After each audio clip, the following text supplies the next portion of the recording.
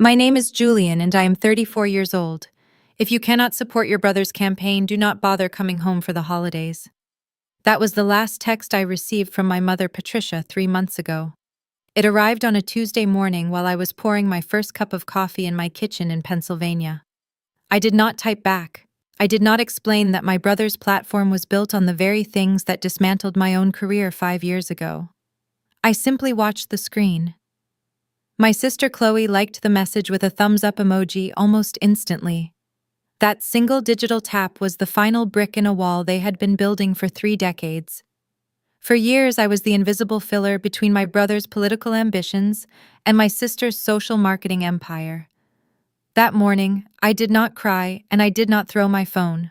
I simply blocked them both, deleted every social media account I owned, and stepped into a world where I was no longer their scapegoat. They think I disappeared into a void of bitterness. They tell the family I chose myself over loyalty. But what they do not know is that my neighbor, Mrs. Gable, screenshots every word they post and sends them to me. I have read every single lie they have told about my disappearance. Before we get into what happened when the money they did not know I was providing finally ran dry, please take a moment to hit like and subscribe to Hazel Tells Stories. But only if this story truly resonates with you and you believe that boundaries are not betrayal.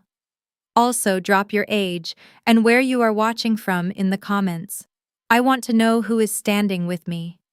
Now let me take you back to that Tuesday morning in October, and the moment I realized that being dead to my family was the only way I could finally start to live.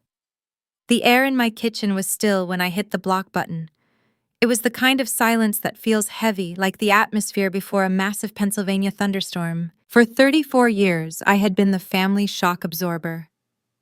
When Garrett failed his first bar exam, I was the one who sat in the dark with him while my parents blamed the examiners for being biased.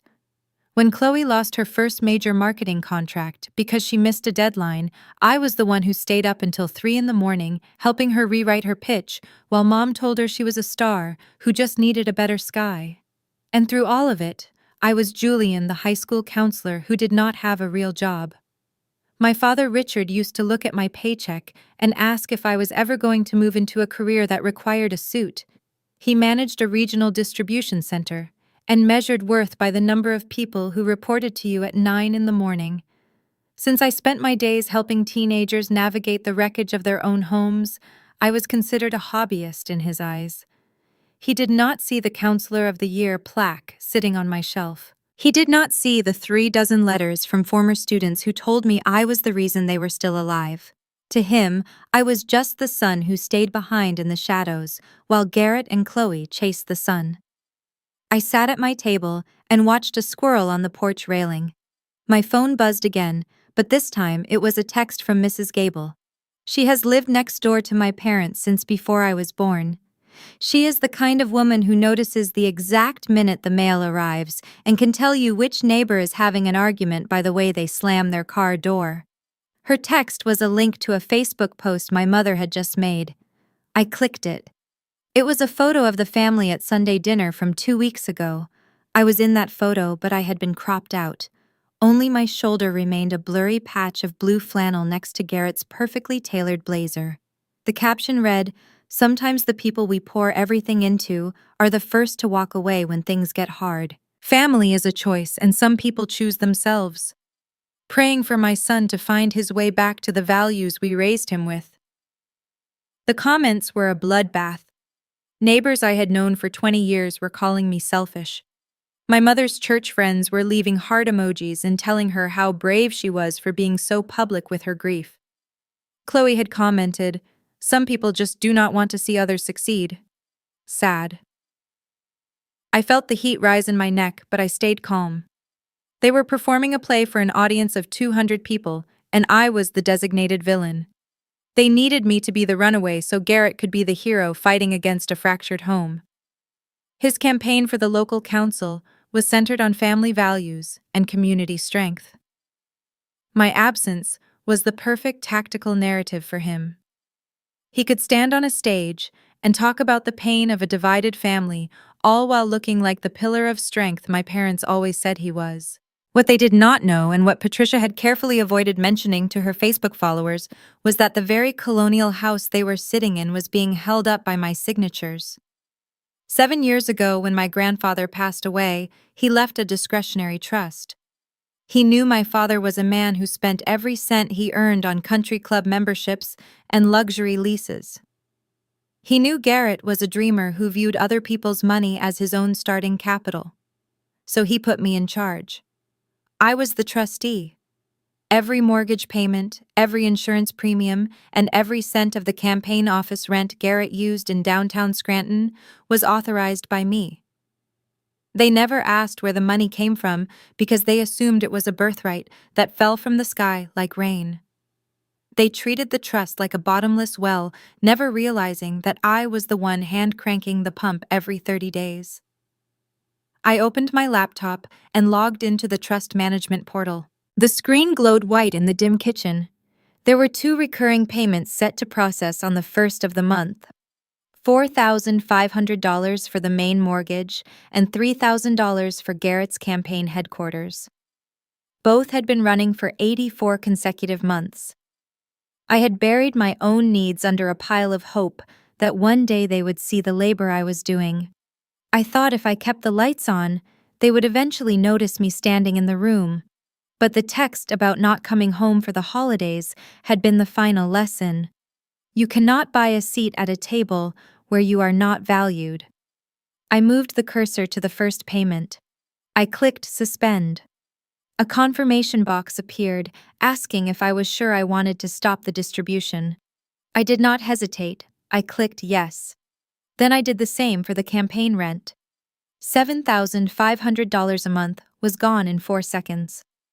I leaned back and let out a breath.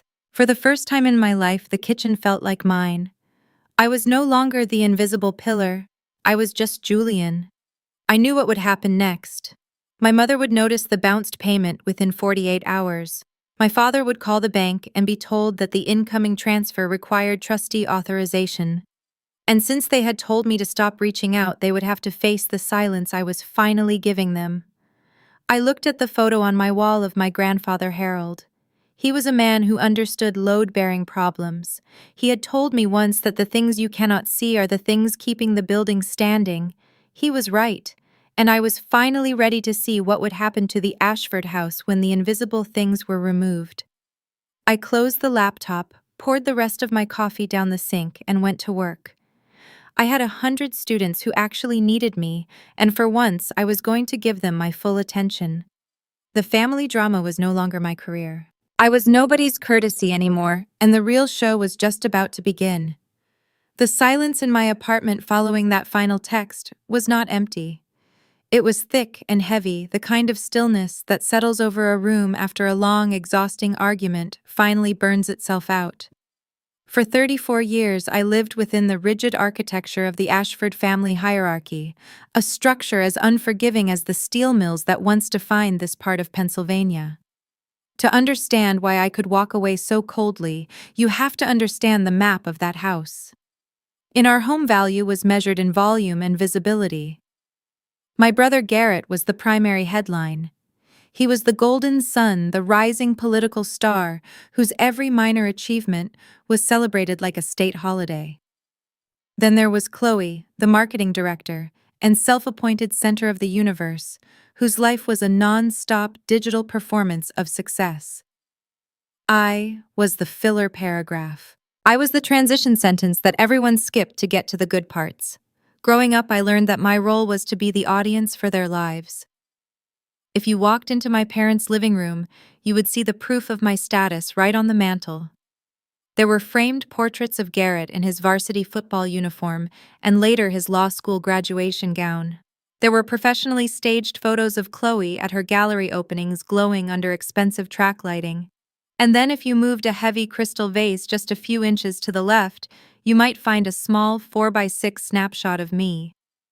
It was my high school graduation photo tucked into a generic silver frame partially obscured by the shadow of my mother's favorite centerpiece.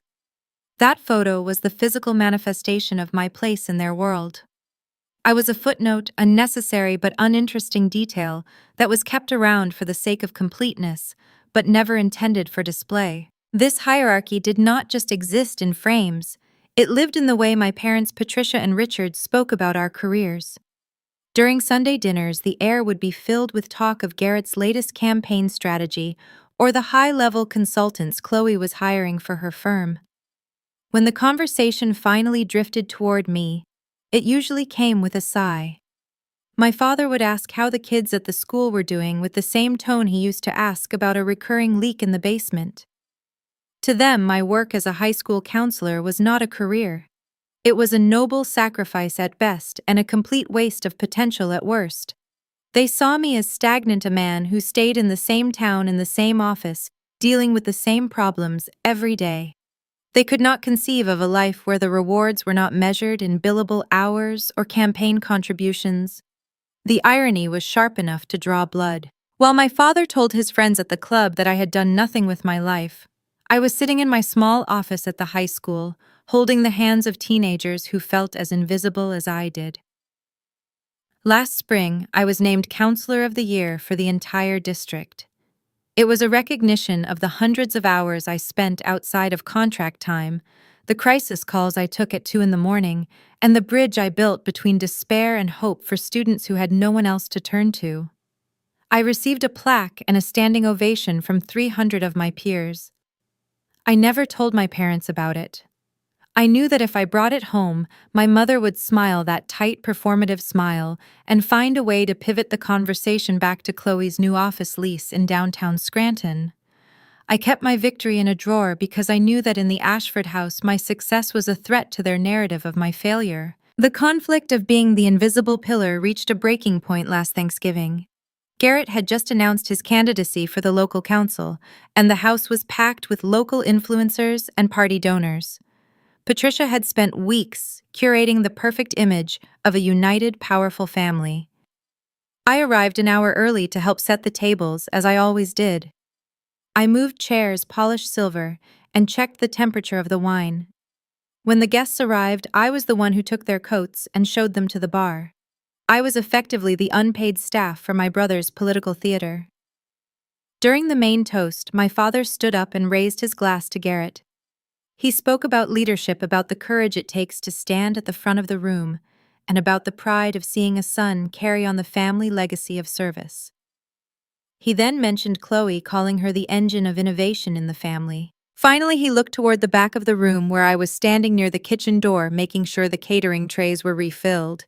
He chuckled and said, "And of course we have Julian, who keeps us all humble by reminding us that someone has to stay home and mind the fort." The room erupted in polite laughter. It was a joke, they would say later. It was just a light-hearted observation. But in that moment, looking at the 200 faces watching me, I realized that I was not just a son who was being teased. I was a prop. I was the unremarkable backdrop designed to make the other two shine brighter. I remember retreating into the kitchen to help the server plate the desserts. Chloe walked in looking for a refill on her Prosecco. She looked at me standing there in my apron with flour on my sleeve and shook her head. "You really should try to engage more, Julian," she said, her voice dripping with the condescension she usually reserved for her junior interns. "It is a big night for the family. You cannot just hide in here all evening. People will think you are bitter about Garrett's success." I looked at her, at the diamond earrings I knew she had not paid for, and felt the first true crack in my loyalty. I was the one who had stayed behind. I was the one who managed the estate when Grandpa died so they could go off and build their empires. I was the one who listened to my parents' complaints about their health and their neighbors, while Garrett and Chloe were too busy to answer their phones. And yet I was the one being lectured on how to be part of a family.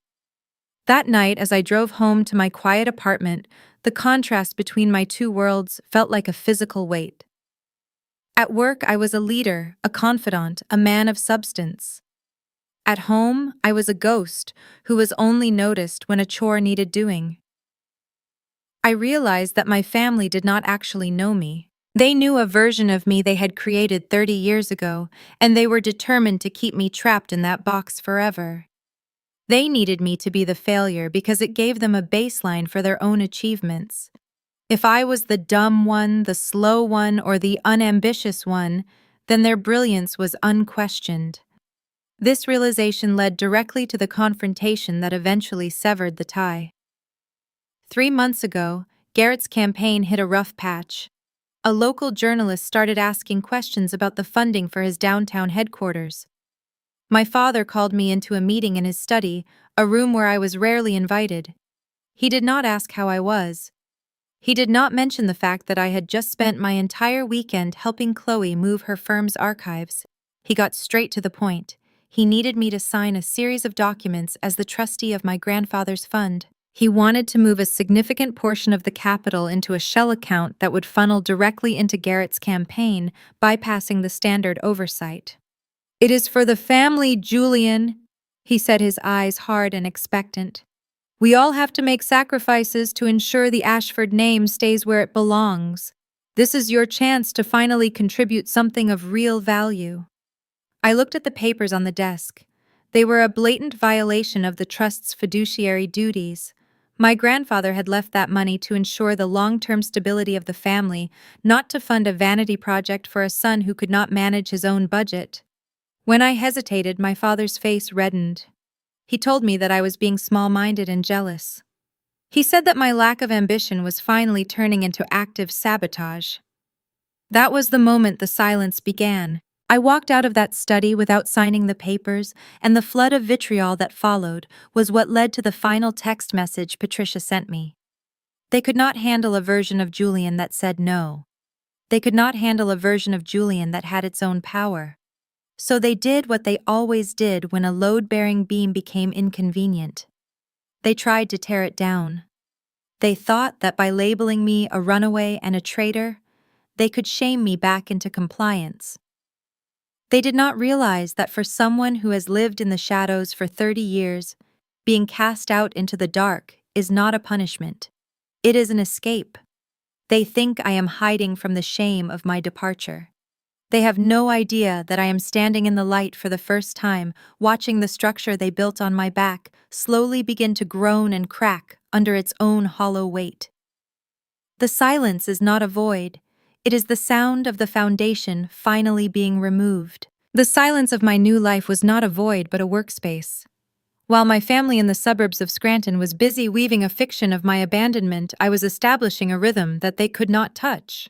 However, being erased by your own blood leaves a phantom itch, a need to know exactly what kind of monster they are building in your absence. I did not have to go looking for the answer. The truth came to me through a series of digital breadcrumbs dropped by the only person in that neighborhood who actually looked me in the eye when I was a child. Her name is Mrs. Gable. She has lived in the clapboard house next to my parents since the year the steel mills closed, and she is the unofficial historian of our street. In the world of high-stakes family drama, every protagonist needs a Simone Reeves, a witness who holds the receipts when the gaslighting starts. Mrs. Gable is mine. She is 74 years old with a garden of stubborn hydrangeas and a Wi-Fi connection that she uses like a tactical surveillance tool. While my mother Patricia thinks she is performing for an audience of sympathetic church friends and distant cousins, she forgets that the woman next door sees the staging. Mrs. Gable knows exactly when the grocery delivery arrives, she knows which cars are in the driveway, and most importantly, she knows how to use the screenshot function on her tablet. The first message arrived 3 days after I blocked the family group chat. It was a link to a public Facebook post accompanied by a note from Mrs. Gable that simply said, "Julian, you should see the theater your mother is producing this afternoon." I clicked the link, and there it was. A high-resolution photo of the Ashford dining room, the one with the heavy mahogany table, and the floral centerpiece I had helped arrange before the fallout. The lighting was soft, almost reverent, casting a golden glow over Garrett and Chloe as they sat with their heads bowed. But the center of the image was not my siblings. It was the empty chair at the foot of the table. My chair. The seat was pulled out slightly as if waiting for a ghost to occupy it. The caption underneath was a masterpiece of passive-aggressive martyrdom. Patricia had written, "Sunday dinner is the heartbeat of this home, but today that heart is beating a little slower. Some choose their own path over family loyalty, leaving a hole that no one else can fill. We are not angry, only heartbroken. Praying for Julian to find his way back to the values we raised him with, and to remember that the door is always open, even when he chooses to stay in the dark. The comments section was a localized hurricane of misplaced sympathy. Mrs. Henderson from the PTA wrote about how hard it is when children become ungrateful. A local business owner who I knew was a major donor to Garrett's campaign commented that a man who cannot respect his own mother certainly cannot be trusted to respect his community. Chloe had chimed in with a string of broken heart emojis, adding, "We try so hard to pull him toward the light, but some people just prefer their own bitterness." It was a calculated assassination of my character broadcast to everyone I had ever known in that town. They were not just mourning my absence, they were weaponizing it to build a narrative of their own saintly patience. Watching this from 30 miles away in my quiet apartment felt like watching a play where the actors did not realize the stage was actually on fire. Mrs. Gable sent another text immediately after. She told me that while the photo looked like a moment of quiet reflection, the reality was much noisier. 5 minutes before that picture was taken, she had heard my father Richard shouting about the bounced mortgage payment. She saw Garrett pacing the porch, his face red as he barked into his phone about a campaign office lease that was suddenly in jeopardy. The reverent silence Patricia was selling on social media was a lie. The house was in a state of clinical panic because the invisible engine that kept it running had finally been switched off. This was the first layer of conflict in my new reality. I had to decide if I was going to break my silence to defend myself, or if I was going to let the theater continue. I realized that my family's greatest fear was not my anger, but my indifference. If I replied, I was giving them fuel. If I stayed silent, the only thing they had to talk about was the empty chair and the rising debt. Mrs. Gable became my eyes on the ground. She began sending me a daily digest of the Ashford collapse disguised as a neighborhood newsletter. Through her, I learned that my mother had started a Healing for Families prayer circle at the church, a move designed to cement her status as the victimized matriarch. Every post she made was another brick in a monument to my supposed cruelty. However, the drama was not just digital. A new conflict was brewing in the physical world. 2 weeks into the silence, I received an email from an address I did not recognize.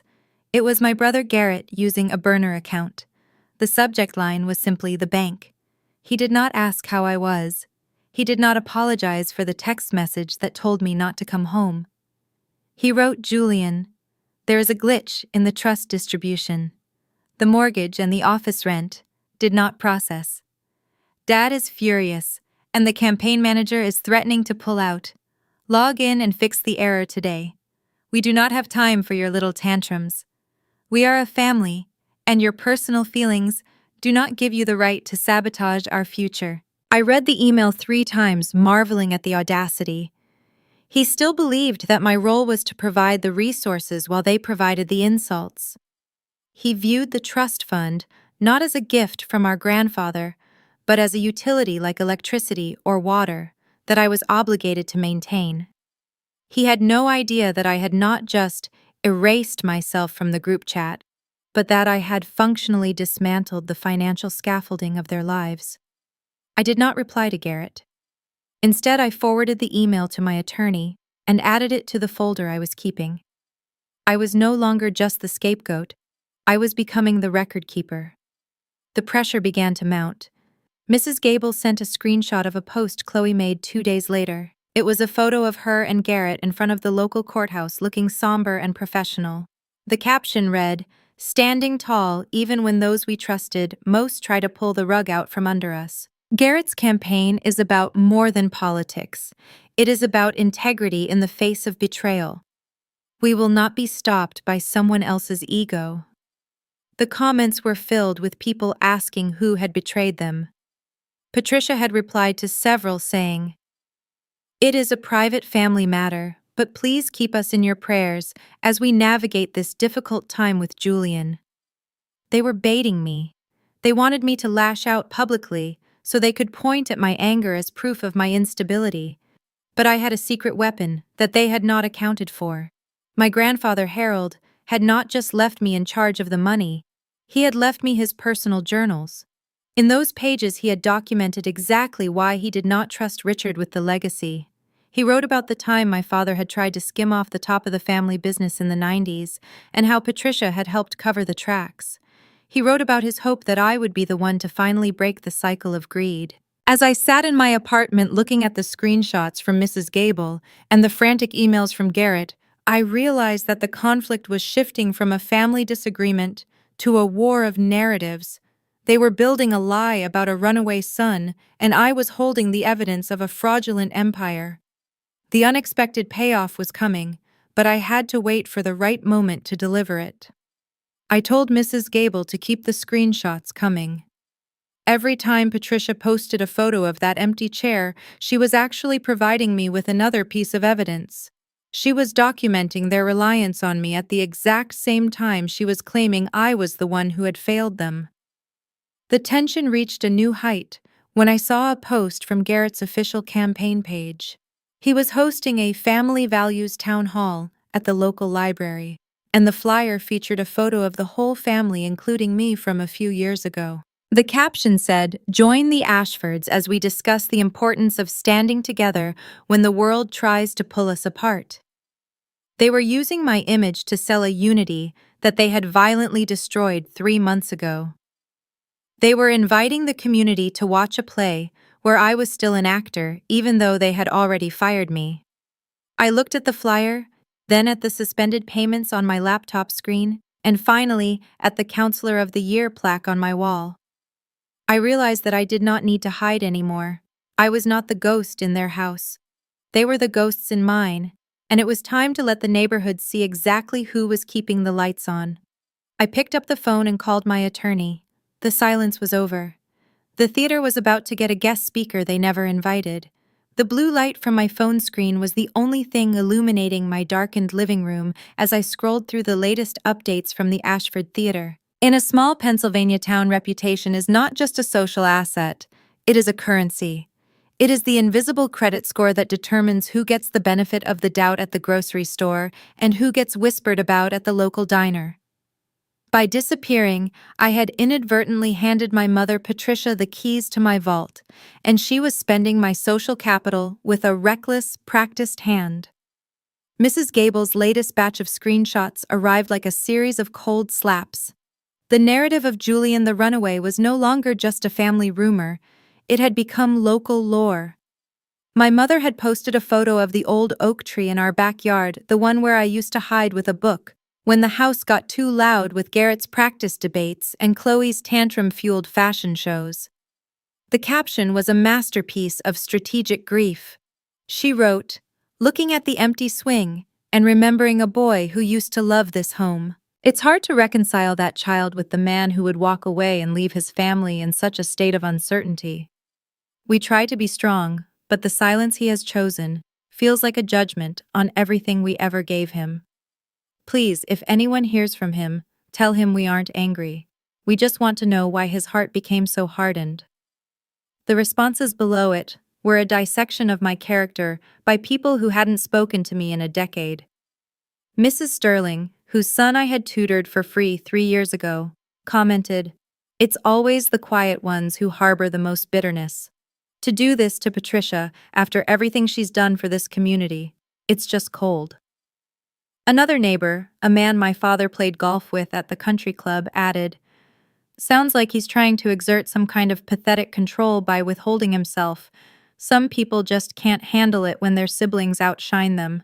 Total ego move." I watched my identity being dismantled in real time. I was no longer the counselor of the year who had helped 50 seniors get into college against the odds. I was bitter, uncontrolling, and egocentric. Patricia was draining my reputation account to fund the family's victimhood, and because I was a ghost, I had no way to stop the transaction. In modern American society, being the one who leaves is often equated with being the one who is wrong. The person who stays to tell the story is the one who gets to define the truth, and my mother was a career author of other people's failures. But the digital shaming was just the atmosphere. The actual storm was hitting Garrett's campaign. Another screenshot from Mrs. Gable showed a local news snippet. Garrett's lead in the council race was slipping. The family values candidate was suddenly looking like a man who couldn't keep his own family together. The unity platform he was standing on was starting to creak. At a recent town hall, an opponent had pointedly asked why his own brother wasn't there to support him. Garrett's response, captured in a grainy video, was a hesitant, pained look toward the camera. "My brother is going through a personal crisis," he told the crowd, his voice thick with rehearsed empathy. "We love him, but his current choices are not a reflection of the Ashford commitment to this community. If anything, this struggle has only made our resolve to protect family values even stronger." The conflict was evolving. I wasn't just a runaway anymore. I was a political liability. And because my family couldn't admit the truth that I had cut off the money, because they had cut off my dignity, they doubled down on the lie. They began blaming my disappearance for the lack of unity optics. My father Richard sent a message to my work email bypassing the block on his phone. He didn't ask about my health or my safety. He wrote, "Your stunt is costing Garrett the moderate vote. The local papers are starting to sniff around the campaign office rent issue. If you have any shred of decency left, you will call the landlord and fix the oversight today. This isn't just about you anymore, Julian. You are sabotaging your brother's future out of some petty childish need for attention. Grow up and do your job as an Ashford." The audacity of that last line made my blood run cold. My job as an Ashford was to be the silent bank and the convenient scapegoat. He wanted me to return not as a son, but as a silent check-signing participant in a lie. He didn't want my presence. He wanted the optics of my presence. He wanted me to stand in the background of a campaign photo, smiling while they continued to treat me like a footnote. I looked at the Counselor of the Year plaque on my wall. I thought about the students I worked with every day, kids who were being gaslit by parents who valued appearances over their children's souls. I realized that if I went back now, I would be betraying every lesson I taught those teenagers about self-worth and boundaries. I would be confirming my mother's narrative that I was a broken man who needed their guidance to be whole. The drama hit a new peak when I received a notification from a local community group on Facebook. Someone had started a Find Julian Ashford thread. It was framed as a search for a missing person, but the comments were a toxic stew of speculation. People were suggesting I had a secret addiction, that I had stolen money from the family, or that I was having a mental breakdown. My sister Chloe had shared the thread on her marketing page with the caption, "We just want him safe. No matter what he's done, he's still our brother. Help us bring him home." She was using her marketing expertise to brand my disappearance as a tragedy of my own making. She was framing my boundary as a cry for help, effectively stripping me of my agency. If I stayed silent, the rumors would grow. If I spoke out, I would be the bitter son attacking his grieving family. It was a perfect trap. But then, Mrs. Gable sent one more screenshot. It was an internal campaign memo that someone had leaked to her. It was from Garrett's campaign manager to my father. It said, "The rent for the downtown office is 10 days overdue. The landlord is threatening to lock the doors. If we lose that space, the optics will be catastrophic. It looks like we're broke. We need the Ashford Trust to release the funds immediately. Where is Julian?" The conflict had shifted from social reputation to an existential threat for the family's ambitions. They weren't just losing their son, they were losing their stage. My father's house and my brother's career were both built on the assumption that I would never stop holding up the ceiling.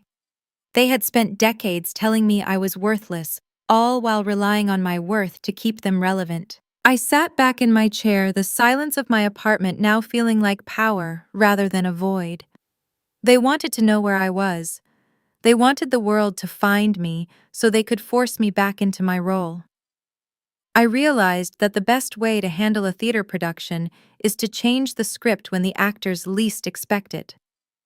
They were so busy watching the empty chair Patricia had set for me that they couldn't see the person who had finally walked out of the theater entirely. The surprising ending to this chapter of the conflict came that night.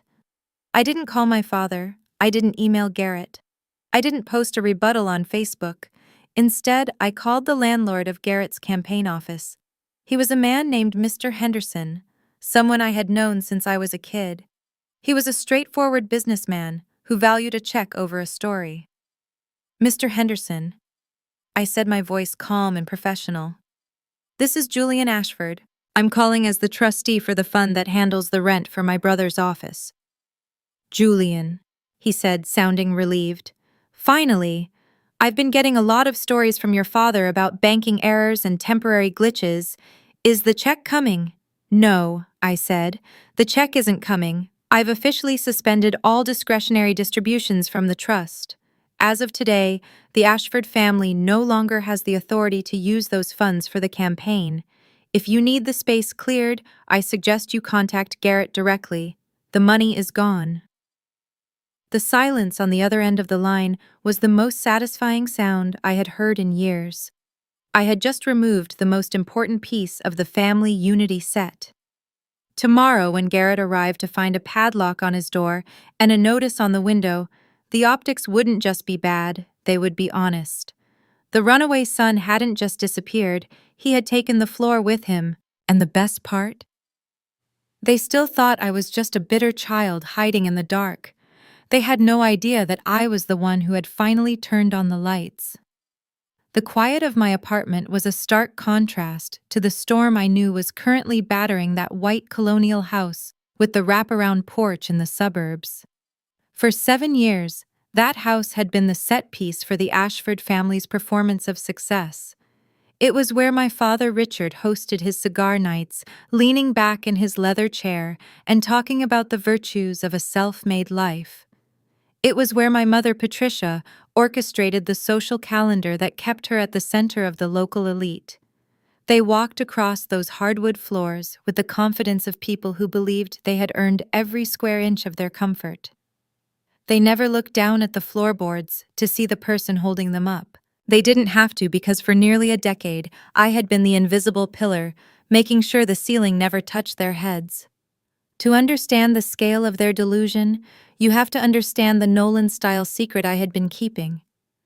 My family treated money like it was an atmospheric condition, something that simply existed around them like the Pennsylvania humidity. They never once asked who approved the transfers.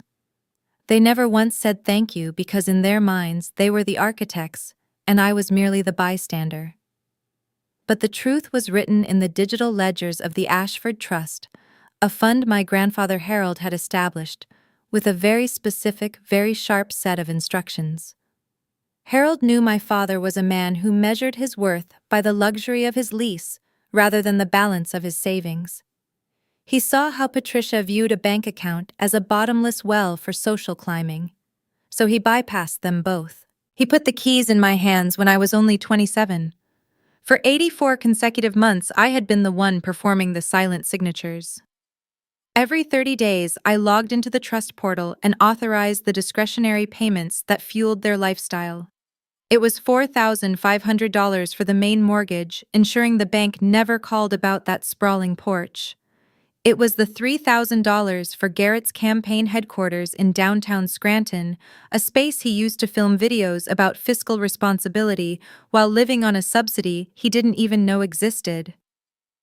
I handled the car insurance premiums for Chloe's European SUV and the property taxes that kept the local government away from their door.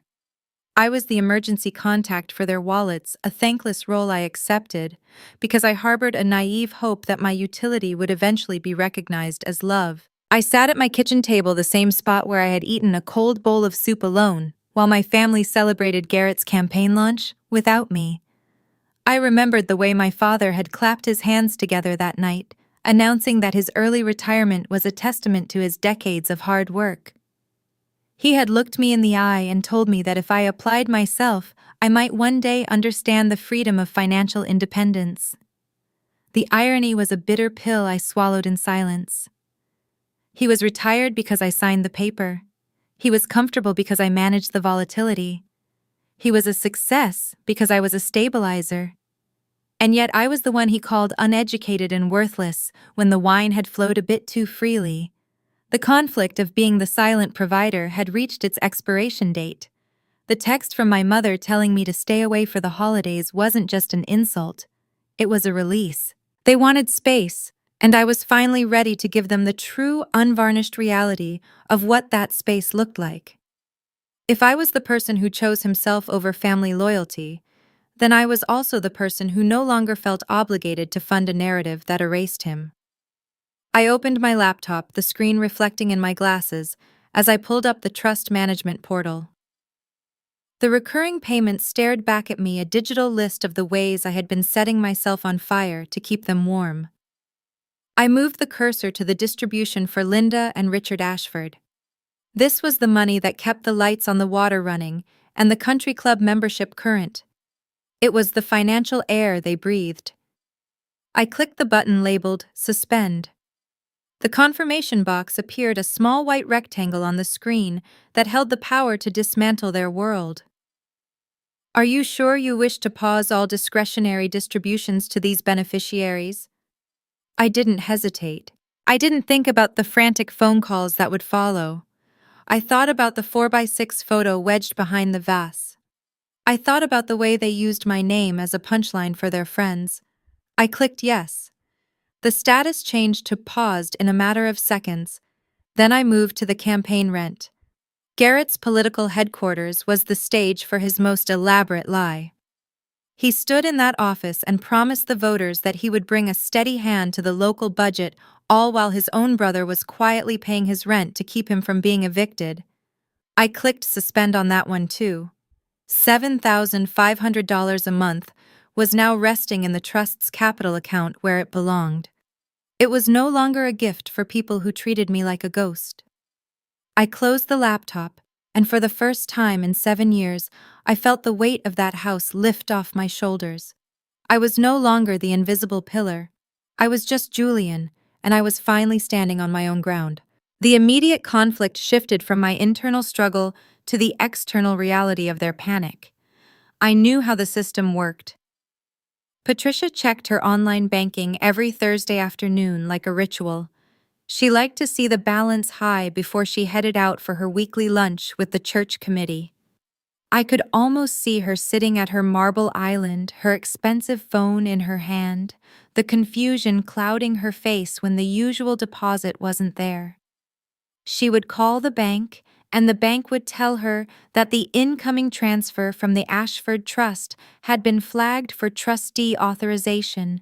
She would call my father, and Richard would huff about banking errors and glitches, his ego refusing to acknowledge that the power lived anywhere but in his own hands.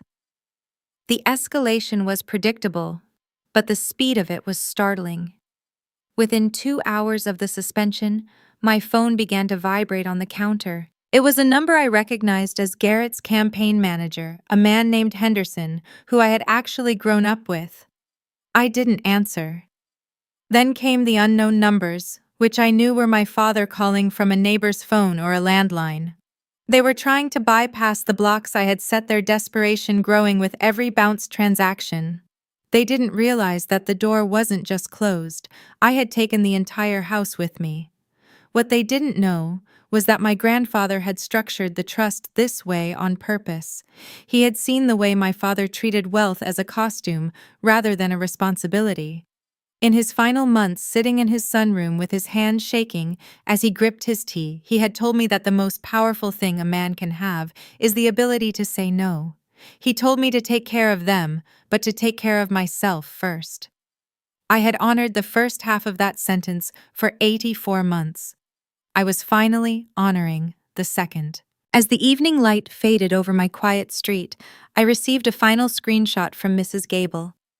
It was a photo of my father standing on the wraparound porch talking to a man in a utility vest. The caption on Patricia's latest post was gone, replaced by a frantic update. There's been a massive banking error affecting the whole neighborhood.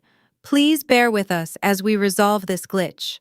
Garrett's campaign is still moving forward with integrity. They were still lying. They were still trying to curate the image of the perfect family while the power company was literally standing on their lawn. The surprising payoff of this chapter came when I realized that cutting the money wasn't an act of revenge. It was an act of clarity. For years, I had believed that I was needed. I thought I was the one keeping the family together. But as I watched the notifications pile up, I realized they didn't need Julian. They needed the trustee. They didn't want my presence, they wanted my compliance. By removing the money, I was forcing them to see the space I used to fill.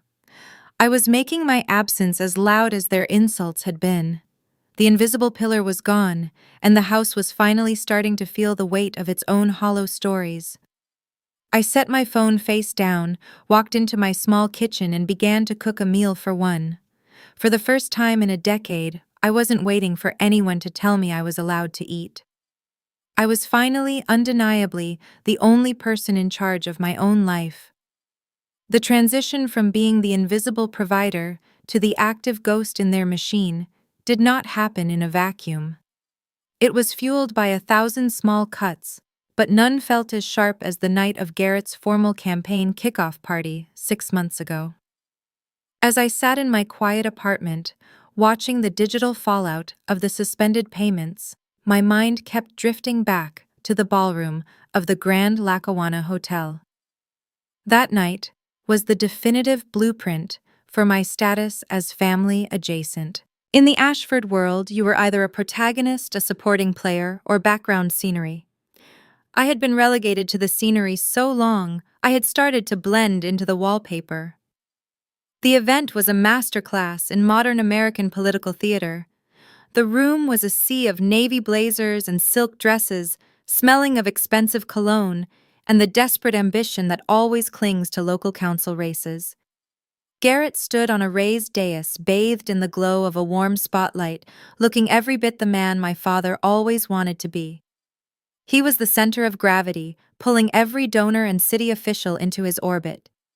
Chloe was his kinetic shadow moving through the crowd, with her phone held high, live streaming the unity of the Ashford family to her 30,000 followers. When I arrived, I went straight to the check-in desk. The volunteer looked at her alphabetized list, then at me, then back at the list. Her brow furrowed as she scanned the priority names under the letter A. I watched her fingers skip past my parents and my siblings. Finally, she found me. I was not listed with the family. I was on the secondary sheet, the one reserved for vendors and late additions. There was no elegant linen card with my name in gold calligraphy. Instead, she handed me a generic white slip with Table 14 scribbled in ballpoint pen. I made my way through the ballroom, moving past the circular tables draped in heavy white damask. Tables 1 through 5 were arranged in a semicircle around the stage. Those were the seats for the inner circle, the people whose names would appear on hospital wings and endowment plaques.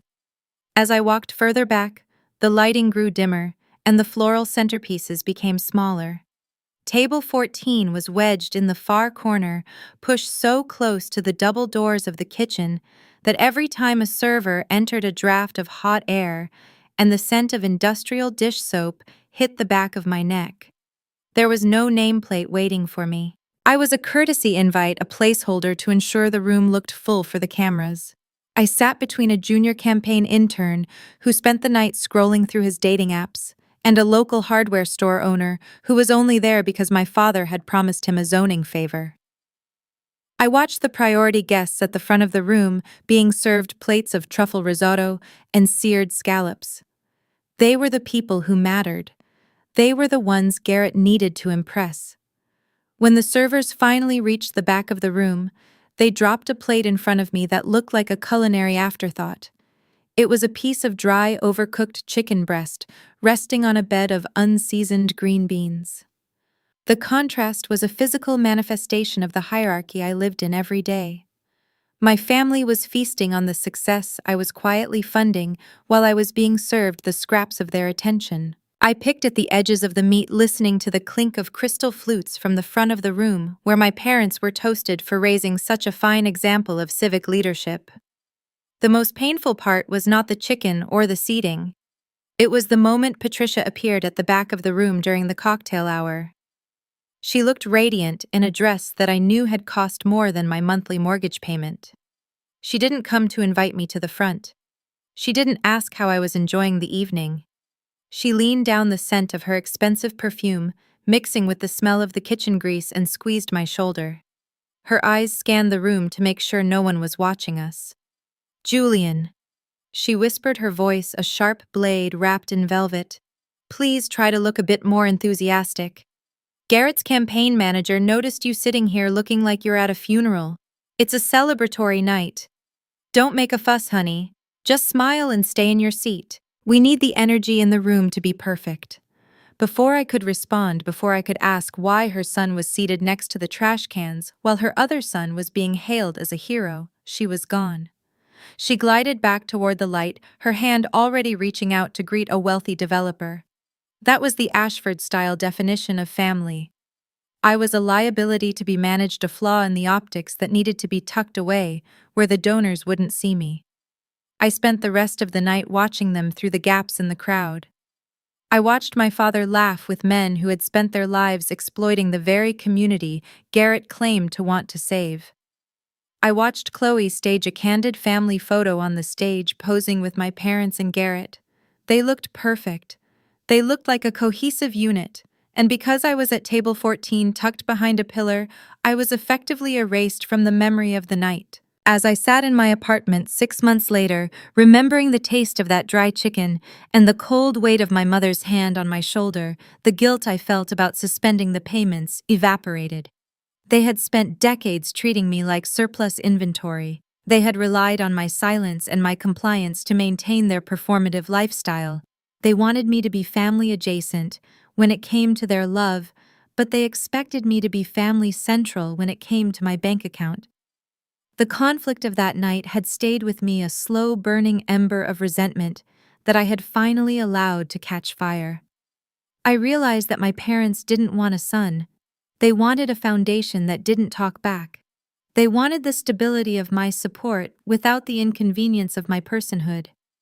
By leaving me at table 14, they had given me the permission to walk away. If I wasn't important enough to sit at their table, I wasn't important enough to pay for the food on their plates. A new conflict began to pulse through the digital grapevine. Mrs. Gable sent a screenshot of a message Patricia had sent to her private prayer group. The tone had shifted from grief to a simmering, righteous anger. The banking error was no longer being described as a glitch. My mother was now telling her inner circle that I had committed some kind of financial fraud. She was claiming that I had locked the family out of their own money out of spite. They were beginning to realize that the mailbox wasn't just broken, it had been removed. And because they couldn't conceive of a world where I had the right to say no, they were painting my boundaries as a crime. My father had already contacted a cousin who was a real estate attorney trying to find a way to bypass my authority as trustee. They were digging into the legal foundation of the house, desperate to find a crack that would let them back into the vault. I looked at the clock on my stove. It was nearly midnight. In the suburbs, the lights in the colonial house were likely all burning. I could imagine the frantic meetings in the study, the papers scattered across the desk, the sound of Garrett's voice rising in panic as he realized his campaign headquarters would be locked by morning. They were finally feeling the draft from the kitchen door. They were finally sitting at table 14. The surprising payoff of this realization was that I didn't feel the need to argue with them. I didn't need to explain the years of dry chicken or the pain of being cropped out of the photos. The receipts were already in their hands. Every bounced check and every declined card was a letter I had been writing for 30 years. They were finally reading the filler paragraph. And the most satisfying part was knowing that no matter how loud they shouted or how many lies they told on Facebook, they couldn't rewrite the one truth that actually mattered. The invisible pillar had walked out of the room, and for the first time in my life, I wasn't the one who had to catch the falling ceiling. The predictable rhythm of my parents' lives was dictated by the first of the month. In the Ashford household, the first was a day of silent abundance, a time when the digital gears of my grandfather's trust turned without friction, ensuring the colonial house remained a monument to their perceived success. But 1 week after I clicked suspend on those recurring payments, the gears didn't just grind, they shattered. I knew the exact moment the floor fell out from under them, because the messages from Mrs. Gable shifted from observational gossip to frantic frontline reporting. The theater of the empty chair was over. The theater of the unpaid debt had begun. Patricia's social media presence underwent a desperate transformation. The polished, soft focus photos of prayer circles and candlelight vigils were replaced by zoomed-in, shaky images of official-looking letters and screenshots of bank error messages. Her captions lost their poetic martyrdom and took on a jagged, panicky edge. She began posting updates every hour, disguised as deep concern for my mental state. "We are deeply worried about Julian," she wrote in a post that Mrs. Gable sent me at 2 in the morning. "It appears his recent disappearance is linked to some serious administrative oversights regarding the family estate. If anyone has seen him, please tell him his father is at the bank right now, trying to fix a catastrophic glitch. This isn't about money, it's about the safety of our home and the stability of our family. Julian, if you can see this, please call the mortgage officer. We just want to know you're okay." The reality, as always, was far less saintly. Mrs. Gable's private texts provided the unvarnished audio to my mother's silent films. She told me she could hear my father Richard shouting through the kitchen window about a notice of default. He had apparently spent 3 hours on the phone with the regional bank, demanding to speak to a manager, only to be told that the account holder of record, the trustee, was the only person authorized to discuss the suspension of funds. For decades, my father had moved through the world as if his name alone was a master key. He couldn't grasp that in the eyes of the law and the ledger, he was merely a tenant in a house owned by a ghost and managed by the son he called worthless. My phone began to act like a live wire on my kitchen counter. The 99+ notification on my missed calls wasn't a metaphor. It was a digital assault. They were calling from burner apps, from the landlines of neighbors who didn't know any better, and from the campaign office of Garrett's dwindling political dreams. Every time the screen lit up with an unknown number, I felt a surge of that Ashford-style pressure, the old conditioning telling me to pick up and fix the problem before the neighbors noticed the crack in the foundation.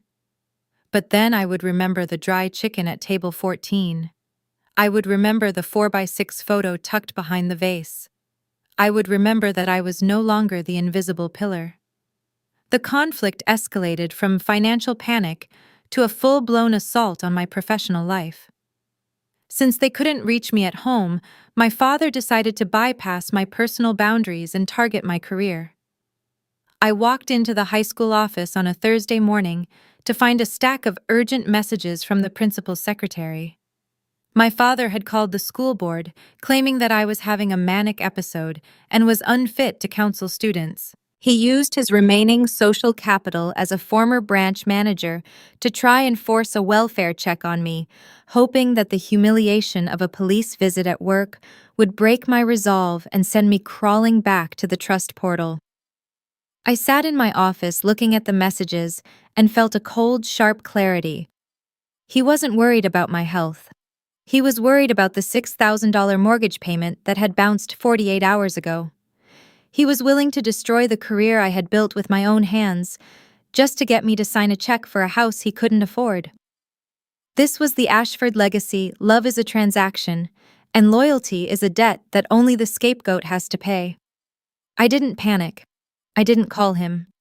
Instead, I invited my principal into my office, showed him the legal documents of the trust, and explained exactly why my father was making those calls. I watched as the principal, a man who had seen me win Counselor of the Year, went from confusion to a hard, protective anger on my behalf. My father's attempt to weaponize my job had only served to build a stronger wall between us. By Friday afternoon, the screenshots from Mrs. Gable reached a fever pitch. Patricia had posted a photo of a moving truck that was parked 3 houses down, implying it was at their door. "It's come to this," she wrote, her words dripping with manufactured tragedy. "Because of a single person's spite, we may be forced to leave the only home Garrett and Chloe have ever known. We are packing the essentials and praying for a miracle." How does a son watch his parents lose everything and stay silent? She was lying, of course. Mrs. Gable confirmed the truck was for the Millers who were actually moving to Florida. My mother was using a neighbor's relocation as a prop for her own digital melodrama, trying to shame me into a public surrender. She wanted the town to believe I was the one holding the match to their house, but the strategy was backfiring. In the comments, a few people were starting to ask the right questions. One person wrote, "If Julian is the trustee, doesn't that mean your father hasn't been paying the mortgage this whole time? I thought you said Richard was retired on his own savings." The narrative was cracking. The small-town reputation Patricia valued so much was beginning to reveal its ugly underside. People love a tragedy, but they love a scandal even more. The rumor mill was shifting from poor Patricia to what exactly has been going on in that colonial house. I realized that by staying silent, I was allowing them to drown in their own fiction. Every lie they told to cover the missing money created a new hole they had to fill. The new conflict arrived in the form of a physical presence. I was leaving the school at 5 o'clock when I saw my brother Garrett leaning against my car. He looked different than he did on the campaign flyers. The polished, ambitious veneer was gone, replaced by a gray, sallow desperation. He didn't have a camera crew or a marketing team. He just had a folder of overdue invoices and a face full of unearned rage. "You're going to fix this, Julian," he said, his voice low and vibrating. "The landlord locked the office this morning. My campaign materials are inside. My donors are calling and I can't even get into my own headquarters. Do you have any idea what this looks like? You're ruining me." I didn't move. I didn't reach for my keys. I looked at my brother, the rising star who had spent 30 years stepping on my shadow, and I felt nothing but a profound sense of distance. "It looks like you're broke, Garrett," I said, my voice as calm as the autumn air. "It looks like you've been living on a subsidy you didn't earn and didn't even have the decency to acknowledge. The mailbox is gone. You want an office, go get a job that pays for one." He lunged toward me, but he stopped just short of making contact. He knew that any physical altercation in a school parking lot would be the absolute end of his political career. He stood there, his hands shaking, realizing for the first time that his golden child status carried no weight in my world. I got into my car and drove away, watching him in the rearview mirror as he stood alone in the darkening lot. The surprising payoff of the week came that evening. I opened a registered letter that had been delivered to my apartment. It wasn't from my parents. It was from the bank's legal department. Because the mortgage was held in the name of the trust, and I was the sole trustee, the bank wasn't just notifying me of a missed payment. They were asking if I wanted to initiate a formal sale of the property. My parents had been living there as occupants at will, a legal status they clearly didn't understand. I sat there with the letter in my hand, the weight of the Ashford house finally turning into an asset instead of a burden. I realized I didn't have to wait for them to pack. I held the deed. I held the trust. I held the very ground they were standing on while they posted lies about me on Facebook. The mailbox hadn't just stopped working. I was about to sell the post office.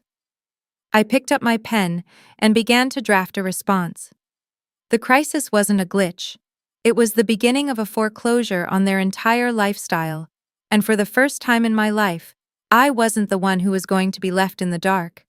I was the one who was finally going to decide when to turn out the lights. The air in Ray Whitfield's office was filtered through a layer of old paper and expensive mahogany, a sharp contrast to the chaotic humidity of my parents' emotional storms. Ray was a man who spoke in the language of statutes and fine print, a legal architect who had helped my grandfather Harold build the very vault my family was now trying to dynamite. I sat across from him, the registered letter from the bank's mortgage department resting on the green blotter between us. I had come looking for a way to secure the trust, but what Ray handed me was a folder that shifted the entire conflict from a family dispute into a criminal reality. Julian, Ray said, his voice a steady, gravelly baritone that anchored the room. "I think you need to look at the digital audit logs from the last 48 hours. When you suspended those payments, you didn't just stop the money. You triggered a security protocol your grandfather insisted on. He knew that if the well ever ran dry, the people at the top would start digging for new pipes. He turned his monitor toward me. I watched a series of red flags illuminate the screen. While I had been sitting in my quiet apartment dealing with the social media fallout and the 99 missed calls, my father had not just been shouting at bank managers. He had been active.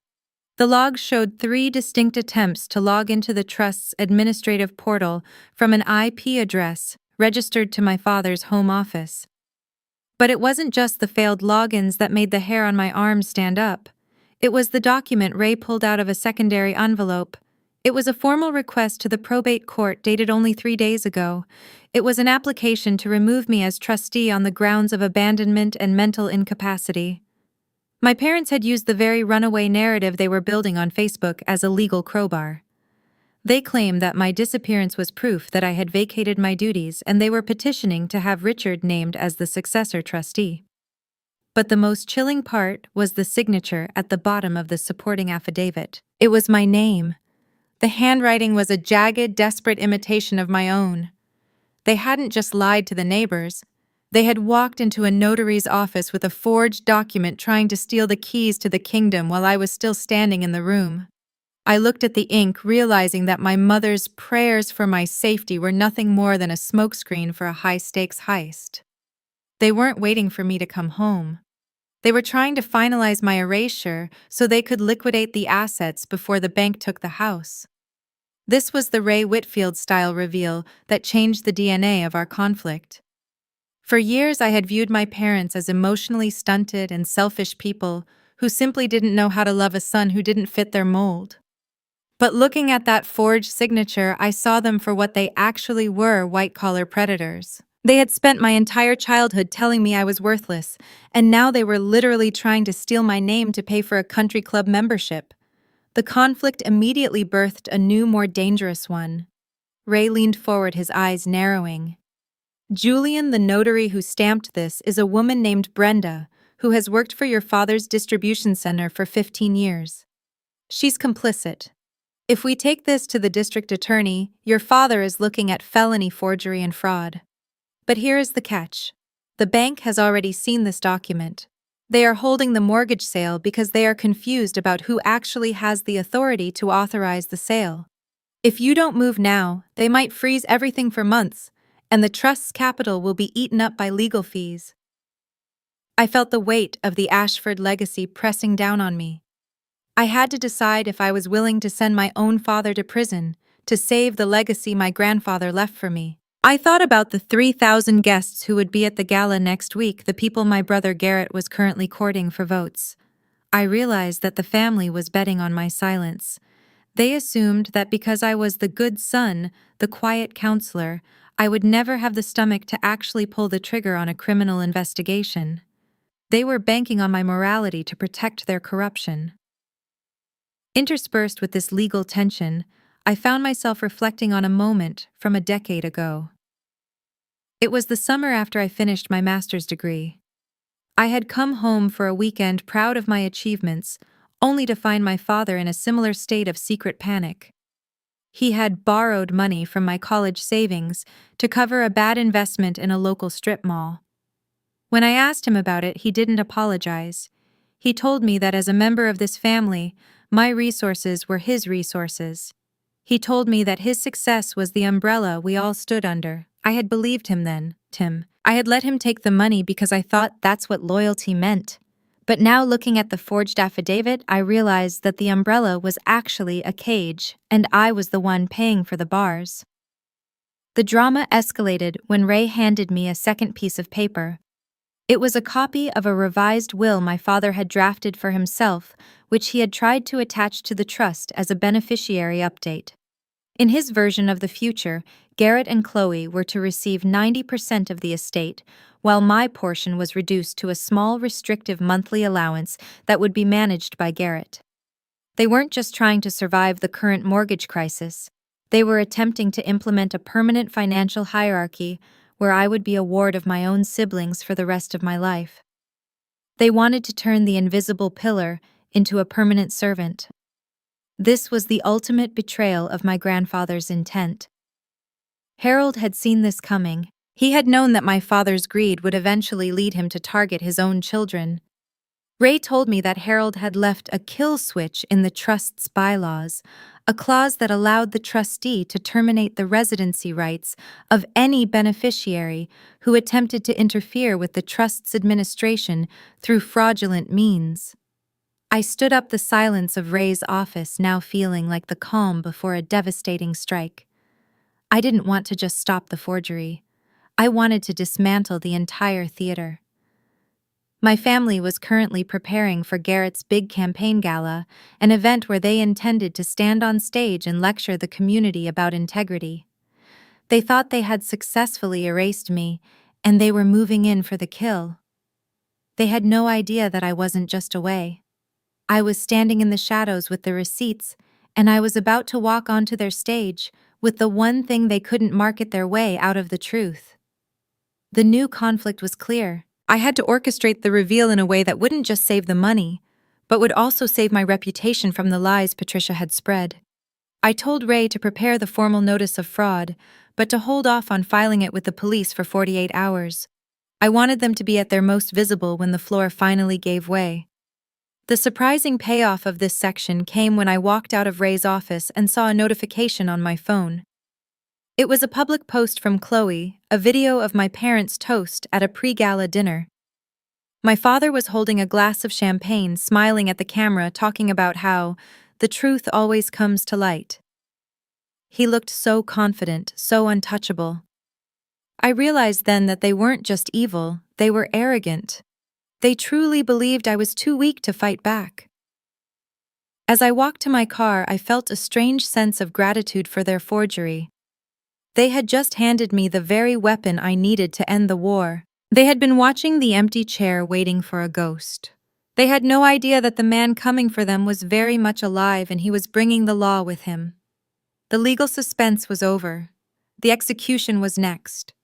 The crystal chandeliers of the Lackawanna ballroom hummed with the kind of expensive energy that only gathers when local power brokers believe they are backing a winner. This was the pinnacle of my brother Garrett's campaign, a $500 a plate gala designed to cement the Ashford name as the moral center of Pennsylvania politics.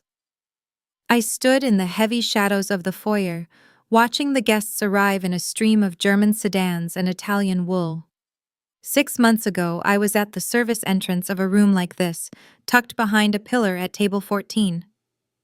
Tonight I was entering through the front door, not as a brother, but as a ghost, returning to reclaim his voice. I could feel the folder in my hand, the weight of the forged signatures, and the bank default notices pressing against my palm like a loaded weapon. The room was a masterclass in performative excellence. My parents, Patricia and Richard, were already on the raised dais flanked by American flags and silk banners. They were holding court, their faces fixed in those practiced tectonic smiles that never quite reached the eyes. My father looked untouched by the fact that he had tried to steal my identity 48 hours ago. He was laughing with a county commissioner, his hand resting on the man's shoulder, with the easy confidence of someone who still believes the ground beneath him is solid. My mother was a vision of coordinated grace, leaning in to whisper to donors her expression a perfect blend of maternal pride and subtle tragic mystery. She was still wearing the worried mother mask, likely telling anyone who would listen that her heart was breaking for her troubled runaway son. I moved through the crowd unnoticed. In a room full of people desperate to be seen, a man who doesn't want attention is practically invisible. I watched Chloe circulating near the bar, her phone mounted on a gimbal, as she captured content for the campaign's social media feed.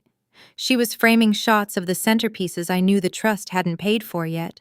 She was selling a dream of prosperity, while the literal walls of their home were being prepared for a foreclosure auction. The dissonance was staggering. They were dancing on the deck of a ship they had already steered into an iceberg, and they were trying to convince the passengers that the water rising around their ankles was just a new type of luxury flooring. To understand the depth of the conflict that was about to erupt, you have to understand the Ashford-style definition of a public image. To my parents, the truth was something you manufactured in a dressing room before stepping out into the light. Background details about our family were treated like trade secrets. When I was 10, I fell from a tree and broke my arm. My father made me wait in the car for 2 hours during a country club brunch because he didn't want the guests to see the dirty cast or hear me crying. He told me that an Ashford always presents a finished product. Tonight, I was the unfinished business they thought they had successfully filed away in a drawer. The program began with a swell of patriotic music. The lights dimmed and a spotlight found Garrett as he walked onto the stage. The applause was deafening, the kind of rhythmic, sustained noise that makes people believe they are part of something inevitable. He stood at the mahogany podium looking every bit the statesman. He spoke about community, about the resilience of the local economy, and about the fundamental importance of the American family. He used the word integrity 12 times in the first 5 minutes. I watched from the back, leaning against a cold marble pillar, feeling the digital audit logs Ray Whitfield had given me burning a hole in my pocket. Then came the moment I had been waiting for. Garrett stepped back and my mother took the microphone. This was the emotional anchor of the evening, the Townsend-style pivot designed to humanize the candidate. She paused, letting a heavy, dramatic silence settle over the room. She dabbed at her eye with a lace handkerchief, an action that felt as choreographed as a Broadway opening. Many of you know. She began, her voice trembling with a calculated fragility that traveled perfectly through the high-end sound system, that our family has been navigating a difficult season. My youngest son, Julian, has lost his way. He has chosen a path of distance and silence, leaving a void at our Sunday table that no one can fill. But as a family, we do not give up.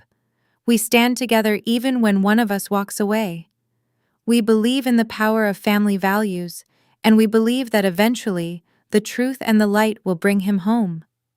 The room was so quiet, you could hear the ice melting in 500 glasses. A woman at the table nearest to me whispered, "Poor Patricia," to her husband. My father put his arm around my mother's shoulders, his face a mask of solemn, grieving strength. It was the perfect lie. It was a masterpiece of character assassination, disguised as a prayer. They were using my absence to buy the votes of every parent in the room who feared their own children's independence. I didn't wait for her to finish. I didn't wait for the polite applause to begin. I stepped out from behind the pillar and began to walk down the center aisle. The sound of my shoes on the polished floor was a sharp, rhythmic intrusion into the silence. At first, no one noticed. Then a few heads turned. Then a few more. I saw the moment Chloe saw me. Her gimbal wavered, and she nearly dropped her phone. Her face went from a practiced pout to a mask of sheer, unadulterated terror. I reached the front of the stage, just as my mother was leaning back into my father's embrace. She looked down, and for a split second the mask shattered. Her eyes widened, the pupils pinpricks of shock. My father's hand tightened on her shoulder, his knuckles turning a ghostly white. The performative smiles didn't just fade. They evaporated, leaving behind the raw, jagged look of two people who had just seen a ghost walk out of a grave they thought they had dug deep enough. "I'm right here, Mom," I said. I didn't shout. I didn't need to. The microphone was still live, and the acoustics of the ballroom carried my voice to every corner of the room. "You can stop praying." I found my way back. "But I think we need to talk about those values you were just mentioning, specifically the ones involving the Ashford Trust and the signatures you've been putting on legal affidavits." The conflict shifted instantly from a social drama to a public execution. Garrett stepped forward, trying to block me from the podium, his face a splotchy, vibrating red. "Julian, you're having a breakdown.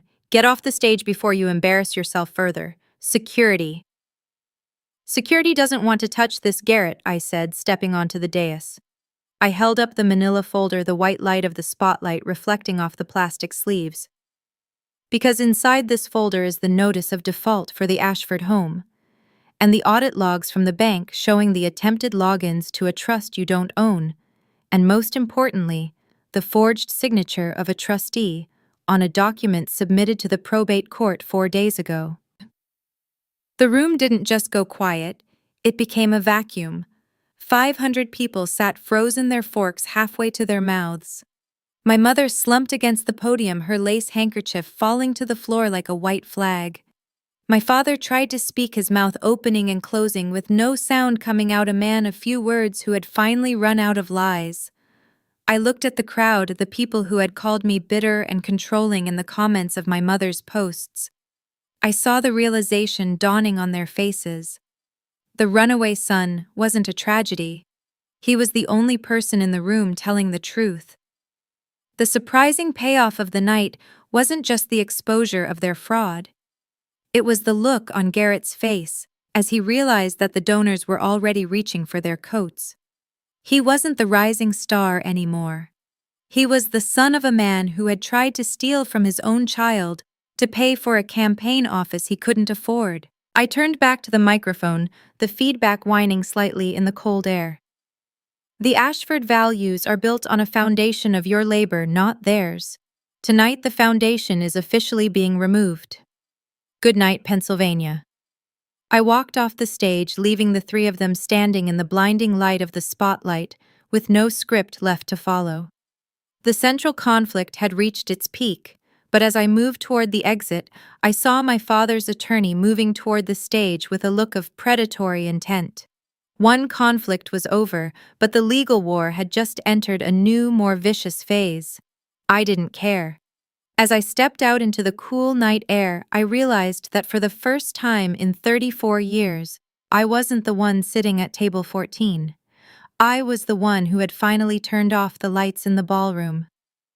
The hum of the ballroom did not return. It was as if the oxygen had been sucked out of the space, leaving only the sharp electric scent of a coming storm. I stood at the mahogany podium, my hands resting lightly on the sides. I did not scream. I did not point a finger or weep. I adopted the Stella-style approach of clinical objective finality. I was no longer the son seeking a seat at the table. I was the auditor of their character. I looked down at the front row where my family sat. They looked like wax figures melting under the heat of the stage lights. Patricia's hand was still pressed to her throat, her designer pearls looking like a chokehold. Richard's face had transitioned from a vibrant, angry red to a ghostly, sallow gray. They were waiting for a tantrum they could dismiss as a mental breakdown. They were prepared for a scene. They were not prepared for a lecture based on evidence. I opened the manila folder. The sound of the paper sliding against the wood was amplified by the microphone, a crisp, dry noise that felt like a gavel striking a bench. I pulled out the first stack of papers. "These are not my opinions," I said, my voice steady and low, projecting with a confidence that only comes when you have nothing left to lose. "These are the digital footprints of the Ashford family values.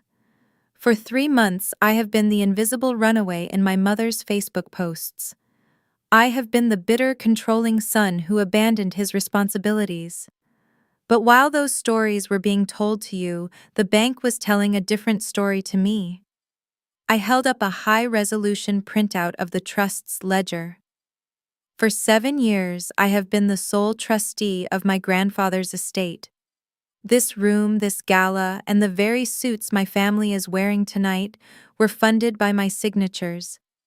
My father told the community he retired on his own merits. The truth is, he retired on a discretionary allowance I authorized every 30 days. My brother, your candidate for council, told you he built his campaign from the ground up. The truth is, he could not even pay the rent on his headquarters without my oversight. I was the non-priority child when it came to their love, but I was the highest priority when it came to their expenses."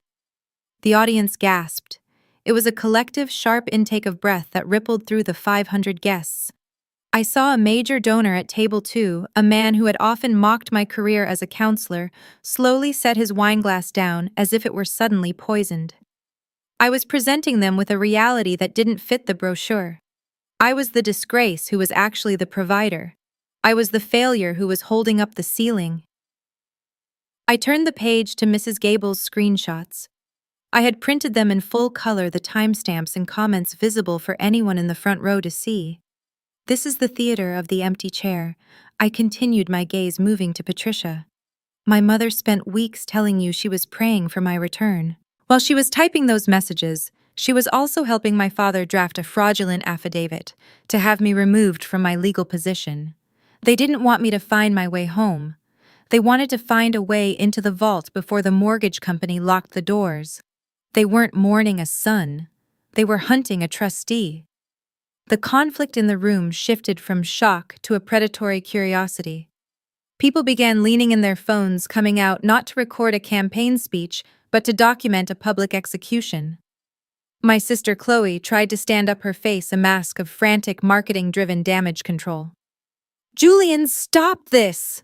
she hissed, her voice cracking. "You are destroying everything. You are being so selfish. Think about what this does to the family name." I looked at her, and for a moment, I saw the little girl who used to hide my toys, just to watch me cry. I realized she still thought the family name was a shield. "Chloe," I said, the microphone catching the cold edge of my smile. "The family name is currently on a notice of default. You were so busy live streaming the optics that you forgot to check if the bills were paid. You called me family adjacent. You told me not to make a fuss because the energy in the room needed to be perfect. Well, look around. The energy is finally honest." I pulled out the final receipt, the forged affidavit with my name, written in my father's desperate hand. "This is the Ashford-style integrity my brother is promising you," I told the crowd. "A signature that isn't mine, stamped by a notary who works for my father's company. This isn't a family dispute. It is a legal reality that will be handed to the district attorney at 9 o'clock tomorrow morning. My father spent 30 years telling me that an Ashford always presents a finished product. Well, Dad, here it is. The product is finished." I stepped back from the podium. The silence was absolute, a heavy, suffocating weight that made the glittering ballroom feel like a tomb. I had not just spoken the truth, I had dismantled the very ground they were standing on. My parents were no longer the pillars of the community. They were two people in expensive clothes who had been exposed as frauds by the son they tried to erase. Garrett wasn't a leader. He was a dependent who had been caught lying about his own lifeline. As I walked off the dais, I didn't look at the audience. I didn't look for applause or validation. I had spent 34 years chasing their approval, and in this one moment, I realized that their opinion was the least valuable thing in the room. I walked past my father, whose mouth was still hanging open, his eyes fixed on the forged document I had left on the podium. I walked past my mother, who was now weeping, but not for me. She was weeping for the loss of her social standing. She was weeping for the Facebook posts that would now be filled with questions she couldn't answer. The conflict had reached its public peak, but a new, more dangerous tension was brewing. As I reached the back of the room, I saw Garrett's campaign manager talking frantically into a radio. Security guards were moving toward the stage, not to help my parents, but to secure the documents I had left behind. They realized that those papers were the only things in the room with any real power. I didn't stop. I pushed through the heavy double doors and walked into the cool Pennsylvania night. The surprising payoff of the evening was the feeling of lightness. I had carried their secrets, their debts, and their insults for a decade, and I had just dropped the entire load in front of 500 witnesses. I was finally undeniably separate from them. But as I reached my car, I saw a black SUV pull up behind me, blocking my exit. The driver's side door opened, and a man I recognized as the bank's lead investigator stepped out. He didn't look angry.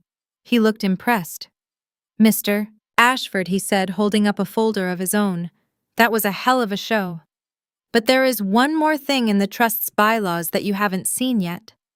Something your grandfather hid in the very last section.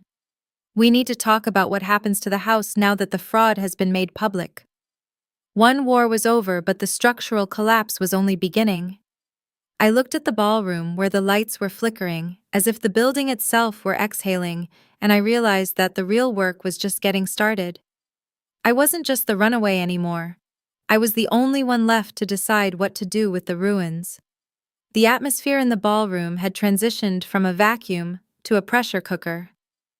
I remained at the edge of the stage, watching the physical collapse of the Ashford myth. Garrett stood paralyzed, his hands gripping the edges of the podium so tightly the wood creaked. He looked like a man watching his reflection shatter in real time. This was the golden child, the rising political star who had been polished by my father's ambitions and my mother's social engineering until he shone with a light that wasn't his own. For 3 decades, he had been the investment while I was the overhead. But tonight the audit was public, and the donors in the front row were already doing the math.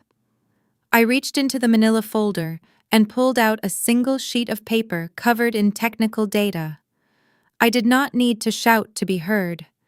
The silence of the audience was so profound that every syllable carried the weight of a stone.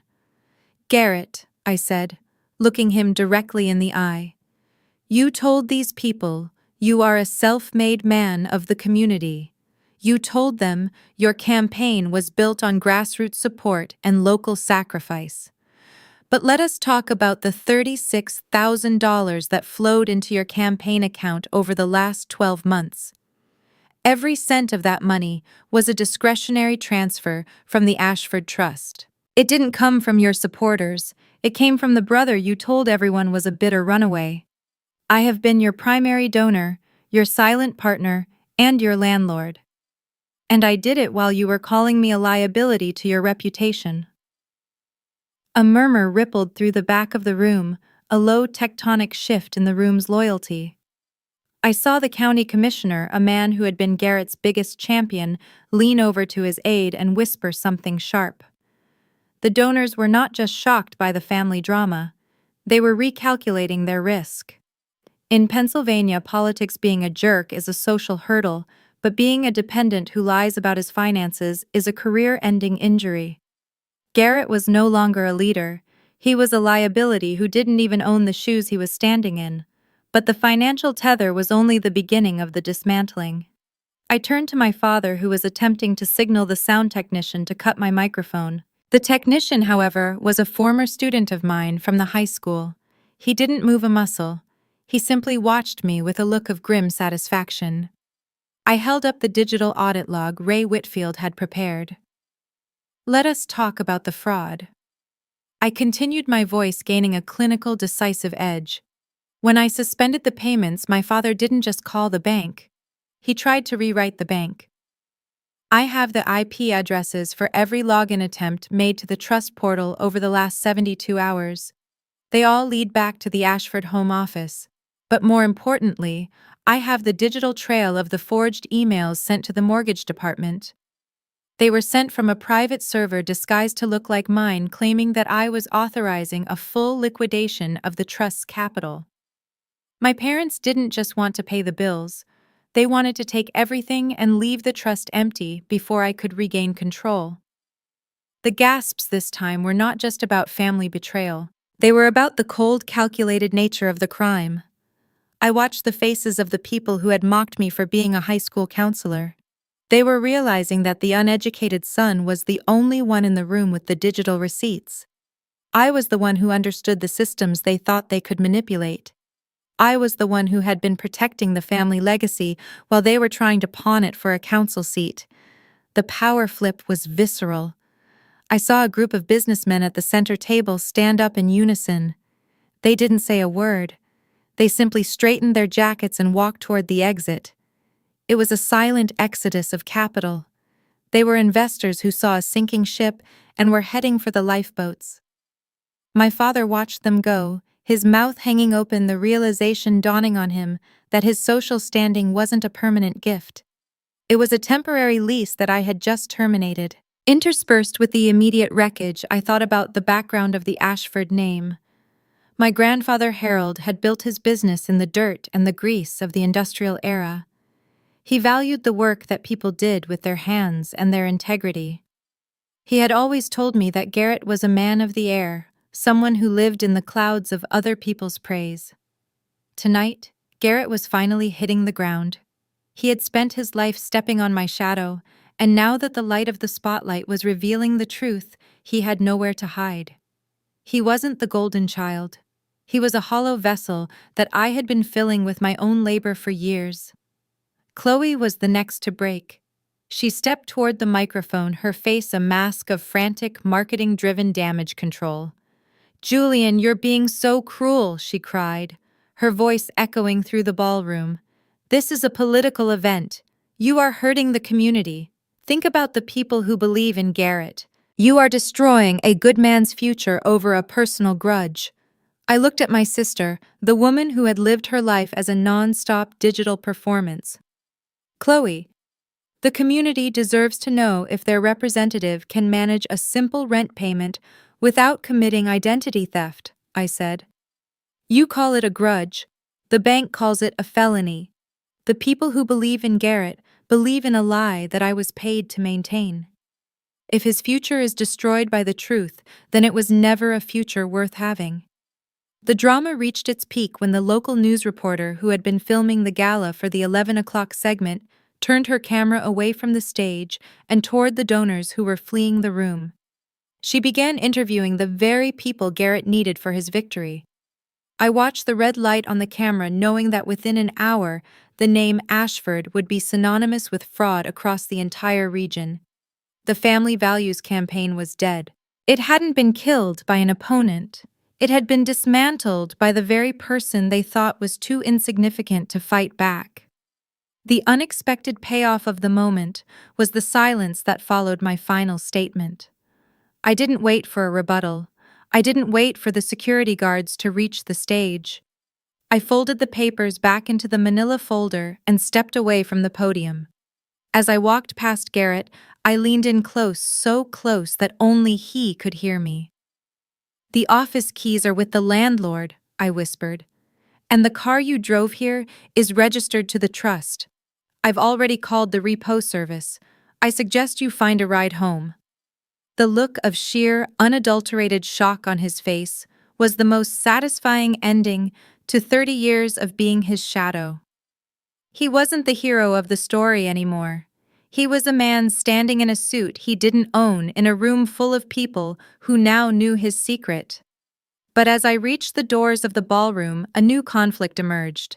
My father's attorney, the man who had helped draft the forged documents, was waiting for me. He didn't look defeated.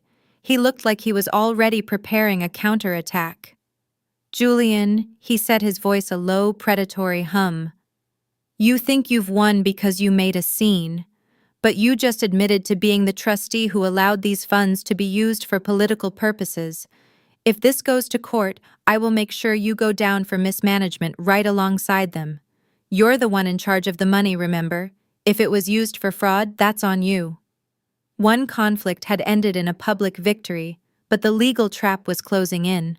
I looked at the attorney, then at the ballroom where my family was now surrounded by a swarm of reporters, and I realized that the fight for my freedom was about to get much more expensive. The dismantling was complete, but the ruins were still dangerous. I didn't stop. I walked out into the night, already dialing Ray Whitfield. The show was over, but the trial was just beginning. The gravel crunched under my dress shoes as I walked away from the ballroom, a rhythmic, steady sound that felt like the first honest beat of a drum in a world of synthesized noise. I didn't look back at the double doors. I didn't need to. I could feel the heat of the humiliation radiating from the building behind me, a physical warmth that was quickly being eclipsed by the sharp, biting chill of the Pennsylvania night. I reached the edge of the parking lot where the manicured lawn met the rough gray stone of the overflow path. That was when I heard it, the frantic, uneven scuffing of heels on gravel, and the sound of someone gasping for air. "Julian, stop right there." My mother's voice was a jagged, desperate thing. It didn't have the melodic practice poise of her Facebook videos or the soft velvet authority she used during her prayer circles. It was raw and vibrating with a frequency I had never heard before. I stopped and turned slowly. Patricia was speed-walking toward me, her designer silk dress fluttering awkwardly around her knees. It was a garment built for gliding through galas, not for chasing a sun across a parking lot. Her hair, which usually looked like a static monument to suburban perfection, was coming loose, a few frantic strands whipping across her face in the wind. Behind her, my father was a dark, motionless silhouette in the doorway of the hotel. He looked like a man who had been hollowed out, his posture collapsing as he realized that the suit he was wearing was now a costume for a play that had been cancelled. But my mother was still in character. She reached me, her chest heaving, her eyes wild with the kind of terror that only visits people who have built their lives on the opinions of strangers. "How could you?" she hissed, her voice a low, venomous spray. "In front of the commissioner. In front of the Hendersons. Do you have any idea what you've just done? You didn't just hurt your brother's campaign, Julian. You've humiliated us. You've turned us into a joke. Every single person in that room is looking at us like we're criminals. Is that what you wanted? To stand on a stage and spit on the people who gave you everything." I looked at her, and for the first time in 34 years, I didn't feel the need to apologize for my existence. I saw the Ashford-style architecture of her grief, the way she was already trying to frame herself as the victim of my cruelty. This was the woman who had cropped me out of the family photos, who had told the neighborhood I was a runaway with a hardened heart, and who had stood by while my father forged my name on a legal document. "I didn't spit on you, Mom," I said, my voice as level as the horizon. "I just read the receipts out loud. There is a difference between being humiliated and being exposed. You're only embarrassed because I stopped being the secret that kept your story together. For years you handled the narrative. You decided who was the hero and who was the failure. You told everyone I chose myself over family. Well, tonight, I'm finally living up to the role you gave me. You handled the story. I'm just handling the result." She reached out her fingers, clawing at the sleeve of my jacket, the same jacket she had told me was too cheap for a political event. "Julian, please," she whimpered, the anger suddenly pivoting into a sickening, manipulative sweetness. "We can fix this. We can go back inside and tell them it was a misunderstanding, a family crisis that got out of hand. Your father is already talking to the lawyers. We can say you were overwhelmed and didn't mean it. Just come back inside and help us save the house. Think about your brother. If he loses this race, he has nothing." The desperation was so thick I could almost taste it. She wasn't asking for her son back. She was asking for the trustee to return to his post. She wanted me to lie for them to cover the forgery with a fresh coat of family unity, just so they wouldn't have to face the consequences of their own greed. She was asking me to set myself on fire one more time to keep their reputations warm. I pulled my arm away, a Waverly-style exit from her emotional gravity. "Garrett has exactly what he earned, Mom. And so do you. The house isn't a family home anymore. It's a liability that I'm no longer willing to fund. If Garrett has nothing without a campaign funded by fraud, then he never had anything to begin with." She stood there, her mouth opening and closing, the wind catching the silk of her dress and making it snap like a flag in a storm. I saw my brother Garrett emerge from the hotel behind her. He wasn't running. He was walking with the slow, dazed gait of a man who had just watched his entire future evaporate in a single keynote speech. He didn't look at me.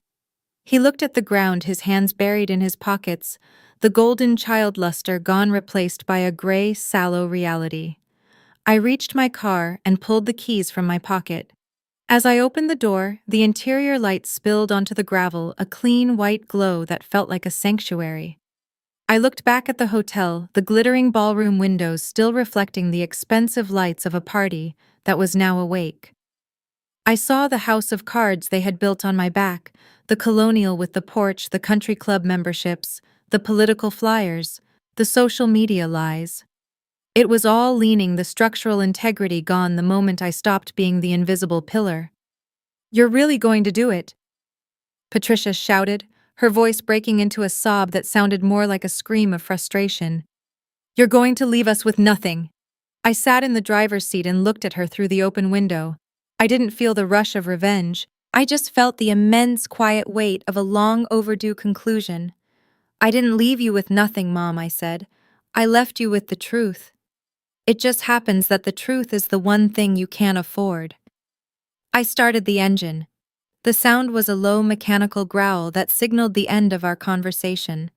I shifted into reverse and backed out of the space, the headlights sweeping across the three of them, Patricia, Richard, and Garrett, standing in the dark on a gravel path, illuminated for one final second before I turned the wheel and drove toward the exit. The surprising payoff of that moment was the feeling of the steering wheel in my hands. It felt like the only thing I had ever truly owned. Behind me, the Family Values Gala was a flickering smudge in the rearview mirror. I knew that by the time they walked back into that ballroom, the donors would be gone, the reporters would be filing their stories, and the bank would be finalizing the foreclosure paperwork. They thought they had erased me, but in reality, they had only been living in the space I allowed them to have. As I reached the main road, the silence of the car was absolute. I wasn't the runaway anymore. I wasn't the bitter counselor or the non-priority son. I was just Julian, driving toward a future that didn't require a signature or a lie to maintain. One conflict had ended on a gravel path, but I knew the Ashford Theater would have one final act. They would try to sue. They would try to twist the trust bylaws. They would try to make my victory as expensive as possible.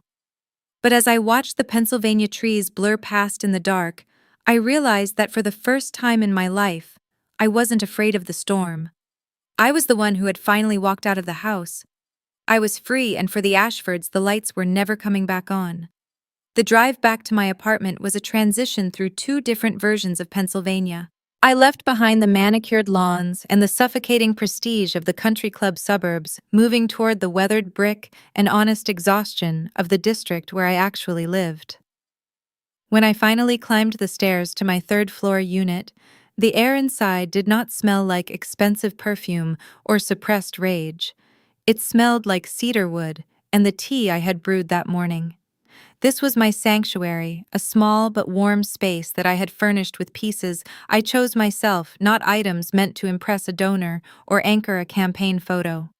For the first time in 34 years, I was in a room where every object was there because I liked it, not because it served a family narrative. I sat on my sofa, the fabric soft and familiar against the rigid back of the suit I had worn as armor. I looked at the walls. There were no portraits of Garrett or Chloe. Instead, there were framed sketches done by students I had helped through their darkest semesters. There was a photo of me and my colleagues at our last end-of-year bonfire, faces illuminated by the orange glow of the flames, eyes bright with the shared understanding of our work. This was my found family, a Tory Thatcher-style network of people who saw my worth without a trust fund attached. They didn't care about my title as trustee. They cared that I was the person who stayed until 6:00 on a Friday to help a senior finish a scholarship application. They cared about Julian, not the invisible pillar holding up the Ashford Colonial. Mrs. Gable had sent me a text while I was on the highway. It was not a screenshot this time. It was a simple message that said, "The lights are still on next door, Julian. I can see your father through the library window. He looks like he is searching for something under the floorboards. I hope you are breathing easier tonight." I put my phone down and leaned my head back. I was breathing easier. The freedom of walking away is not a sudden explosion of joy. It is a slow, steady quiet that fills the spaces where anxiety used to live. It is the realization that you no longer have to manage the weather for people who blame you for the rain. Reflecting on my background, I realized that the Ashfords viewed relationships as a series of investments and returns. If you were not producing capital or social standing, you were a liability. My colleagues at the school operated on a completely different currency. When my principal stood in my office and shielded me from my father's predatory phone calls, he wasn't doing it because I paid his mortgage. He did it because he respected my character. That is the fundamental difference between the family you are born into and the family you choose. One is a contract of obligation, the other is a covenant of respect. However, the peace of my sanctuary was interrupted by a notification on my laptop.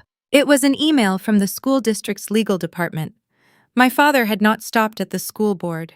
He had filed a formal grievance, alleging that I had used school resources to manage my private trust business. It was a desperate, malicious strike designed to strip me of the one thing I had built entirely on my own. He knew that a counselor's reputation is his most valuable asset, and he was trying to tarnish it so I would be forced to return to him for financial support. He wanted to make me as broke and desperate as he currently was. This was the new conflict, a direct assault on my professional haven. I spent the next 3 hours gathering my own receipts. I pulled my phone records, my computer logs, from the school server, and my personal calendars.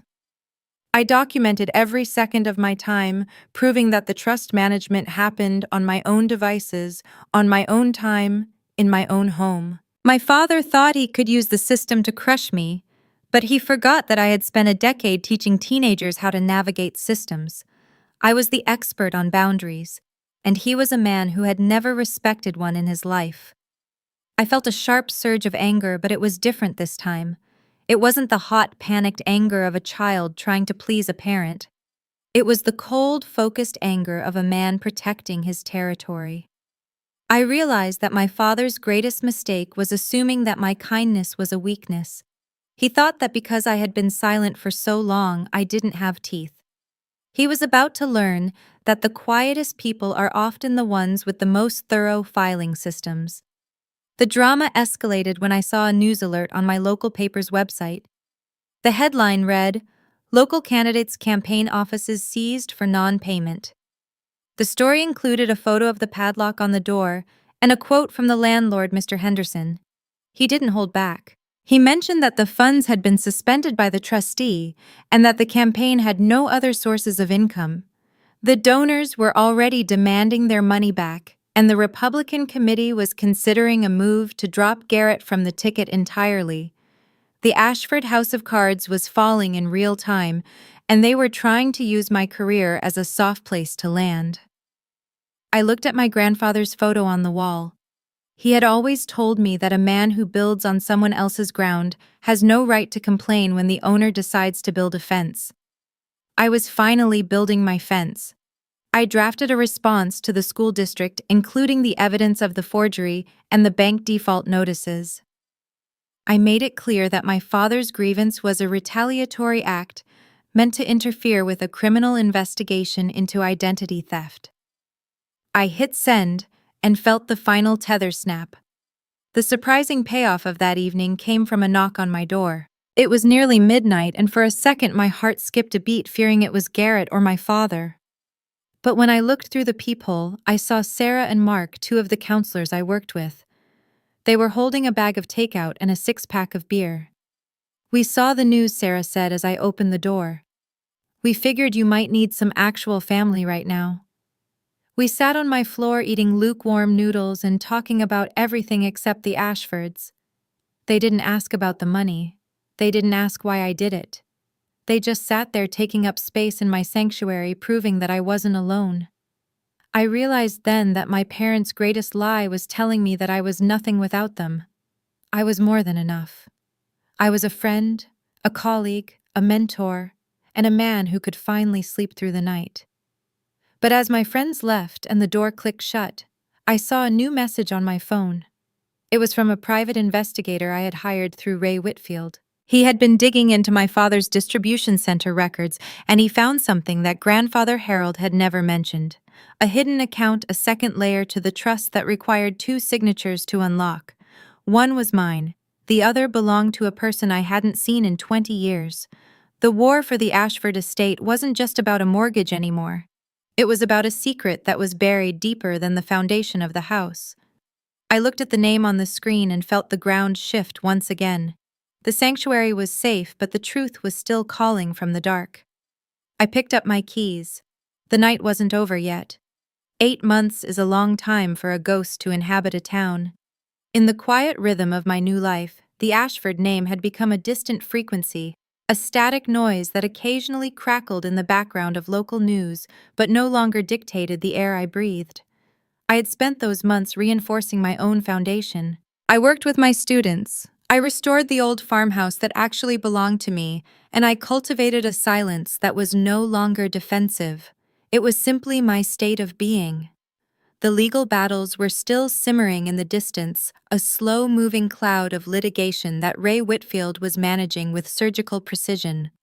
But in the immediate physical world, I was finally undeniably separate. The text arrived on a rainy Tuesday in June. I was sitting on my porch watching the water soak into the Pennsylvania slate when my phone vibrated. I didn't recognize the number, but the area code was local. I opened it expecting a spam message or a work notification.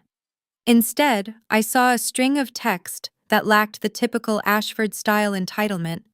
It didn't have the sharp, commanding edge of my father or the frantic, image-conscious energy of my mother. It was an Irene Woolette-style opening, small and careful, stripped of the old arrogance that used to define every syllable my brother spoke. Julian, it read. I am not asking for the trust. I am not asking for the house. I am just asking for 20 minutes of your time. I am working at a landscaping firm in Allentown now. I finally understand what it means to actually earn a paycheck. I realized lately that I do not really know who you are. I only knew what I wanted you to be for me. I would like to fix that if you are willing. No pressure, just a conversation. Garrett. I read the message 3 times, my thumb hovering over the glass. There was no mention of the campaign, which had collapsed in a spectacular fire of donor lawsuits and public ridicule. There was no mention of the country club or the social standing that Patricia had tried so hard to protect. It was a message from a man who had finally hit the ground and stayed there long enough to look at the dirt. For a second, I felt the old pull, that deep-seated conditioning to be the one who fixes the broken things. I felt the phantom weight of the invisible pillar, the urge to reach out and steady him because he was my blood. But then, I looked around my porch. I felt the nothing missing sensation that had become my new baseline. I realized that for 34 years, I had been mourning a relationship that never existed. I had been fighting for a seat at a table that was built on my own back. Garrett was asking for a conversation, but I realized that I didn't have anything left to say. The silence between us wasn't a wall I had built out of spite. It was a natural border. I had moved on, and he was just starting to realize he was standing in a room where the lights had been out for a long time. Forgiveness is often sold as a mandate in American society, a spiritual requirement to achieve peace. But as I sat there, I realized that forgiveness is actually a choice, and reconciliation is a separate transaction entirely. You can forgive someone for being a predator without inviting them back into your home. You can acknowledge their humanity without handing them the keys to your life. I felt no anger toward Garrett. I didn't want him to suffer. I was glad he was working. But I also realized that I didn't need him to be part of my story anymore. He was a character from a previous draft, someone who had played his role and exited the stage. I typed back a single sentence. I am glad you are doing better, Garrett, but I think the silence is the healthiest thing we have right now. Good luck with the work. I hit send and felt a profound settling click in my chest. It wasn't a maybe someday that left the door cracked for more manipulation. It was a closing of the book. I wasn't being cruel. I was being honest. I was protecting the sanctuary I had built with my own hands. This decision immediately sparked a new conflict, though not with Garrett. Within 10 minutes of my reply, my mother's number, which I had unblocked for legal purposes, started flashing. She had clearly been standing over Garrett's shoulder waiting for the hook to catch. Her message was a frantic, jagged departure from Garrett's calm. How can you be so cold, she wrote. Your brother is trying to make amends. He is working a manual labor job, Julian. He is humbled. Is this not what you wanted? To see us all in the gutter? Your father's health is failing because of the stress of the foreclosure. Have you no heart left at all? There it was. The Ashford-style pivot. They were using Garrett's genuine attempt at growth as a new weapon to guilt me back into the role of the provider. They didn't want a conversation. They wanted a bridge back to the trust. They saw my brother's humility as a strategic asset to be exploited. My father's failing health was the final card in the deck, the ultimate emergency, designed to make me feel like a murderer if I didn't sign the papers to save the colonial house. I didn't reply to her. I realized that Patricia would never see me as a person. To her, I was always going to be a utility. If I wasn't the bank, I was the villain. There was no middle ground in her theater. I blocked her number again this time, with a finality that felt like iron. The drama of the maybe someday was over. I had seen the hook, and I had chosen not to bite. I thought back to my years as a counselor, the dozens of times I had told students that they are not responsible for the wreckage of their parents' choices. I had spent my career teaching others how to walk away from fires they didn't start. I was finally following my own advice. The freedom of walking away isn't just about the physical distance. It's about the mental refusal to participate in the play. I was no longer an actor in the Ashford tragedy. I was the audience, and I was finally leaving the theater before the encore. The conflict shifted into the legal arena one last time. Ray Whitfield called me later that afternoon. "Julian, the foreclosure on the Colonial is finalized," he said. "The bank is taking possession on the 15th. Your parents have filed for bankruptcy, but they are trying to claim that the trust capital should be part of the settlement because it was used as their primary source of income for a decade. They are trying to argue that it wasn't a gift, but a de facto salary. The audacity was breathtaking. They were trying to sue me for the very money I had used to save them. They wanted to turn my years of thankless support into a legal obligation to keep supporting them forever. They were trying to trap the invisible pillar in the ground, even after the building had been condemned." I looked at the rain, which was now a steady, heavy downpour. "Ray," I said, my voice cold and focused. "File the countersuit for the forgery. Bring the notary into the deposition. Let the bank's investigators present the IP logs. We are not settling. We are ending this. If they want to talk about salaries, let us talk about the cost of my name being used on a fraudulent document." The surprising payoff of this realization was the lack of fear.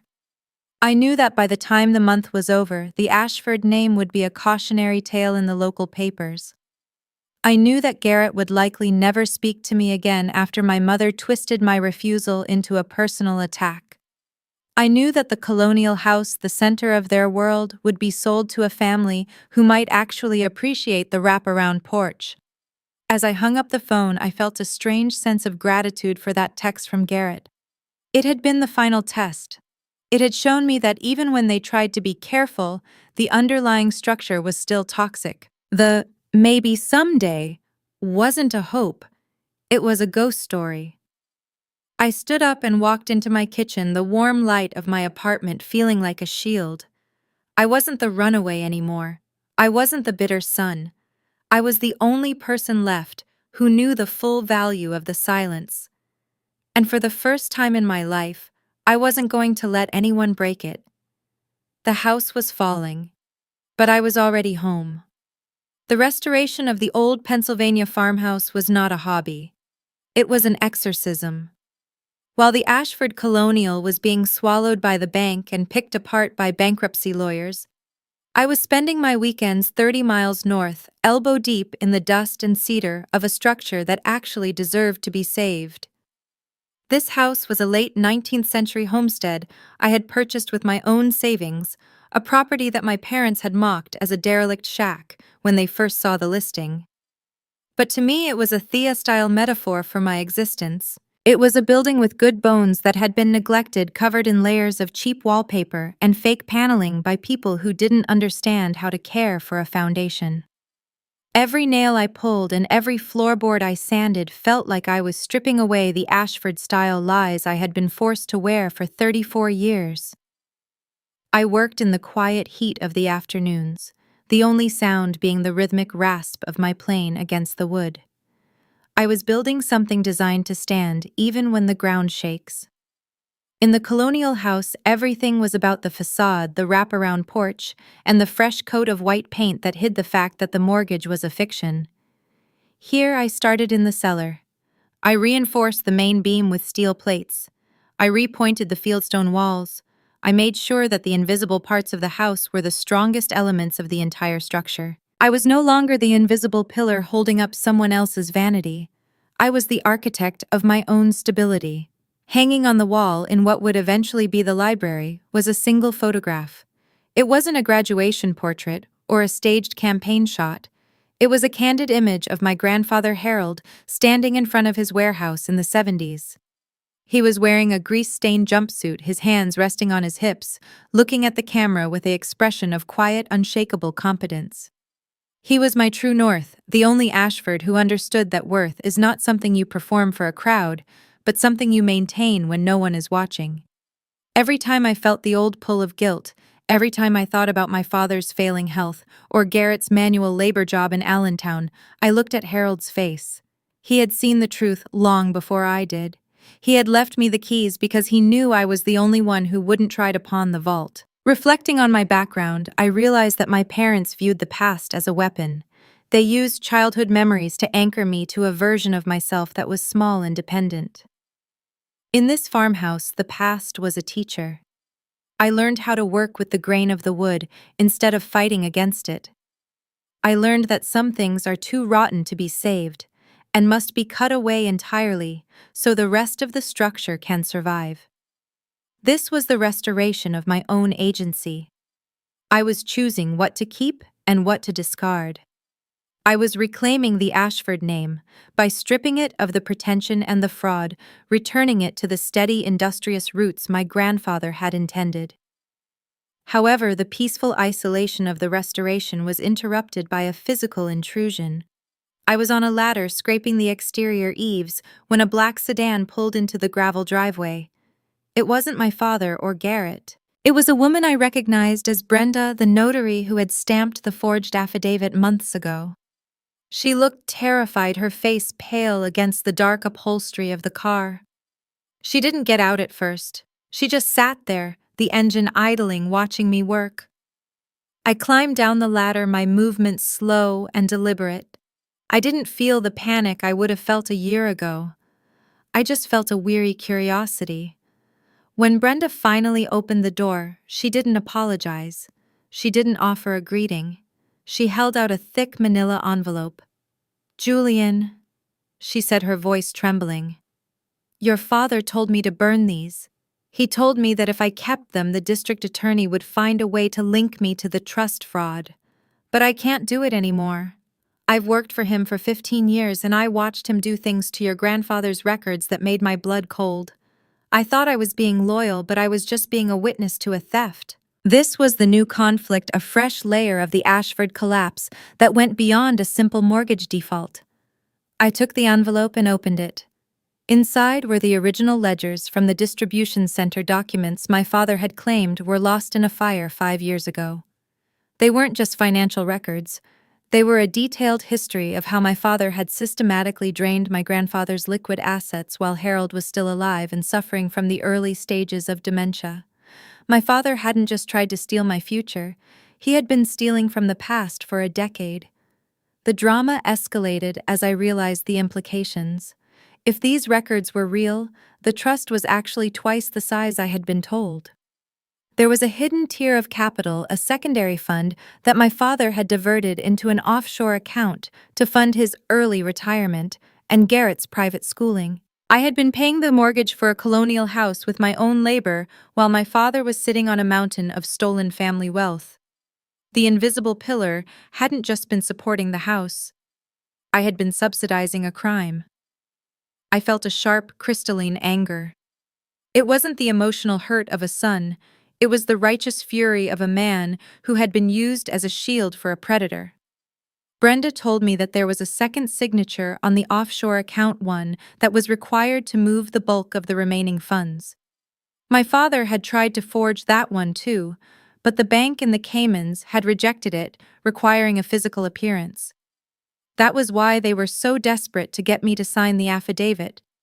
They didn't just want the house, they wanted the exit strategy. This realization changed everything.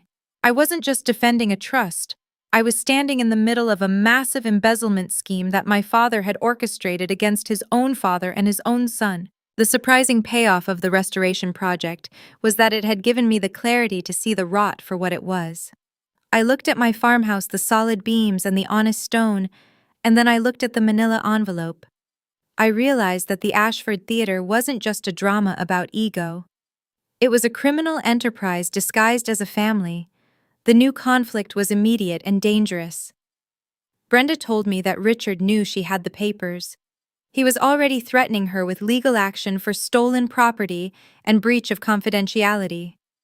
He was desperate, a cornered animal who was willing to destroy anyone who stood between him and the remaining capital. I realized that my parents weren't just bankrupt, they were potentially going to prison. And because I was the trustee, the government would be looking at me to see how much I knew and when I knew it. I told Brenda to go to Ray Whitfield's office immediately. I called Ray and told him the kill switch was no longer enough. We needed to go to the FBI. The restoration of the farmhouse was put on hold as the legal war transitioned into a criminal investigation. I looked up at the photo of Harold on the wall. I felt like I was finally finishing the work he had started. He hadn't just wanted me to manage the money, he wanted me to clean the house. As the sun began to set over the Pennsylvania hills, I stood in the doorway of my unfinished library. The ground was shaking, but for the first time I wasn't afraid of the collapse. I was the one who had cleared the site. The colonial house was a ghost, Garrett was a warning, and my father was a defendant. But Julian was the architect, and the building I was raising was designed to last a lifetime. I picked up my phone and made the call that would end the Ashford legacy forever. The truth was no longer a secret. It was a demolition crew. The final demolition of the Ashford empire was not a loud event. It did not end with a dramatic courtroom shouting match or a cinematic chase through the streets of Scranton. It ended with the cold, silent weight of institutional reality. Following the evidence Brenda provided, the federal investigation moved with a terrifying quiet efficiency. The hidden offshore accounts were frozen. The distribution center's records were seized, and the colonial house with the wraparound porch was officially padlocked by the bank. My father and mother did not go to a grand prison. They retreated into a small rented apartment on the edge of town, a place where the walls were thin and the prestige was non-existent. They had spent 30 years building a house of cards, and the wind had finally arrived. I sat in my finished library at the farmhouse, the smell of fresh linseed oil and old paper providing a sense of grounded peace. The legal war was over. Ray Whitfield had secured my position as the sole trustee of what remained of the legitimate Ashford assets, ensuring that my parents had a modest, strictly controlled allowance that would prevent them from starving, but would never fund another country club membership. I had fulfilled my grandfather's final wish. I had cleaned the house, and I had protected the foundation, but the true resolution did not come from a bank statement or a legal filing. It came through one last digital window into the world I had left behind. My phone vibrated on the reclaimed oak desk. It was a message from Mrs. Gable. She had moved away from the old neighborhood shortly after my parents were evicted, but she still kept her ear to the ground of our social circle. The message contained a single screenshot of a public post from a local community center's annual fundraiser. It was the same kind of event my family used to dominate, a night where they would sit at the center of the room, flanked by donors and local officials, radiating a manufactured sense of importance. I zoomed in on the photo. There, in the far corner of the community hall, pushed right up against the service doors leading to the kitchen, was a small circular table. It was table 22, the overflow table. Sitting there in clothes that looked slightly too large and significantly out of fashion were Patricia and Richard. There were no cameras pointed at them. No one was leaning in to whisper secrets or offer toasts. They were being ignored by the very town that used to fear their judgment. They were being treated as non-priority by a community that now knew the truth about the forged signatures and the stolen inheritance. They were finally sitting at table 14. I looked at my mother's face in the grainy image. She wasn't looking at the stage. She was looking at her phone, her thumb likely hovering over the Facebook app, searching for a comment or a like that would validate her existence. My father was staring at his plate of dry catering hall chicken, his shoulders slumped, his identity as a CEO having evaporated the moment the trust funds were cut off. They were no longer the authors of the story. They were the footnotes. I realized then that I hadn't just escaped their narrative. I had left a mirror behind. By walking away and speaking the truth, I had forced the world to see them exactly as they were. The shame they had tried to project onto me for 30 years had finally found its rightful owners. The surprising payoff of that moment was not a feeling of triumph, it was a feeling of completion. I realized that as long as I kept Mrs. Gable's number, as long as I kept looking at those screenshots, I was still tethered to their gravity. I was still an observer in a theater that didn't deserve my attention. I looked at the Counselor of the Year plaque on my wall. I thought about the students I was currently helping to build their own lives. I realized that the greatest form of freedom is not just leaving the room. It is forgetting that the room even exists. I opened my contacts. I scrolled down to Mrs. Gable's name. I felt a brief flash of gratitude for the woman who had been my witness, the Simone Reeves who held the receipts when the world was gaslighting me. But her work was done. I hit the delete button. Then I deleted the folders of screenshots, the audit logs, and the recordings of the 99 missed calls. I wiped the digital slate clean until there was nothing left of the Ashford drama in my hand. I was nobody's courtesy anymore.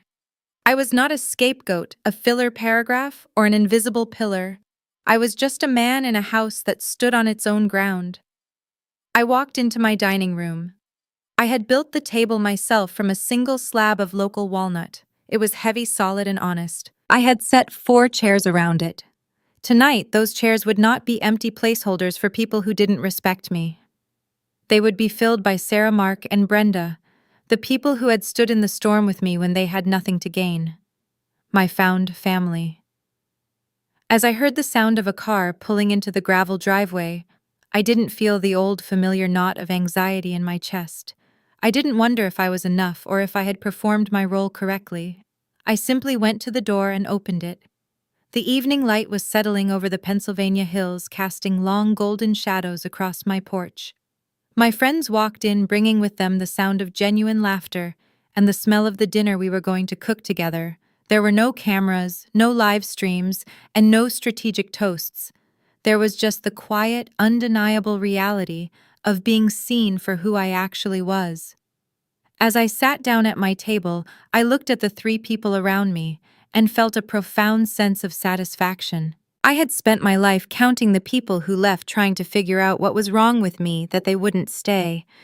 But in the end, the numbers didn't matter. What mattered was that I had stopped setting myself on fire to keep others warm. I had stopped seeking a seat at a table that was built on lies. I was finally truly free. If this story has stayed with you, if you have ever been the one relegated to the overflow table while your family feasted on your labor, I want you to know something. You are not a footnote. You are not background scenery. You are the architect of your own life, and you have every right to walk out of the theater. The lights might go out for them, but for you, the sun is finally coming up. Now I have a question for you. If you were Julian, would you have deleted that number? Or would you have kept watching to see the house of cards fall all the way to the ground? Drop your answer in the comments. I promise I will be reading. Thank you for staying with me until the end. This is Julian, and for the first time in my life, I am exactly where I belong. Stay fierce, stay honest, and remember that you define your worth. I will see you in the next story. The dust has finally settled on the farmhouse, and for the first time in my life, the air doesn't feel heavy with the expectation of a storm. Looking back at the wreckage of the Ashford legacy, I realized that I didn't just lose a family, I gained a self. The colonial house is sold. My father's legal battles continue in the shadows, and Garrett is learning the quiet dignity of a day's work. I used to think that being the invisible pillar was a noble sacrifice, a way to prove my love through silent endurance. I was wrong. It was a prison I helped build one signature at a time. Standing here in my own home, surrounded by people who see me for who I am, rather than what I can provide, I've distilled the chaos of the last year into 5 fundamental truths that I hope can serve as a map for anyone still lost in their own family's theater. First, boundaries are not an act of war. They are an act of self-preservation. For years, I feared that saying no would make me the villain. I eventually learned that the people who call you a villain for setting a boundary are usually the ones who are benefiting from you having none. Second, worth is not a performance. My parents measured value in titles, degrees, and the optics of success. But true worth is what remains when the spotlight is turned off. It is the character you show when there is no audience and no campaign to win. Third, silence is a strategic asset. My family wanted me to scream to fight and to play my part in their drama. By choosing silence and presenting only objective facts, I removed their power. You cannot argue with a receipt, and you cannot gaslight a man who no longer seeks your validation. Fourth, loyalty to a toxic system is just slow-motion self-destruction. I thought I was being a good son by funding their lies, but I was actually funding my own erasure. True loyalty should be a two-way street. If it only goes one way, it's not family, it's a subsidy. Finally, you are the architect of your own found family. Biology gives you a starting point, but character gives you a home. The people sitting at my table today didn't get there by birthright.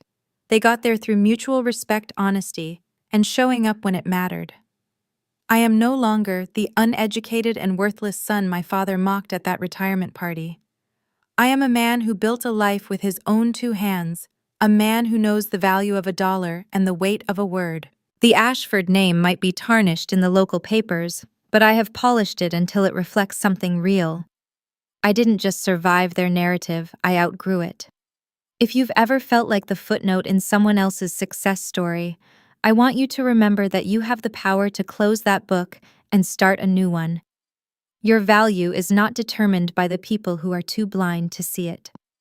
Thank you for walking this path with me. If Julian's journey sparked something in you, please subscribe to Hazel Tells Stories and join our community of survivors and architects.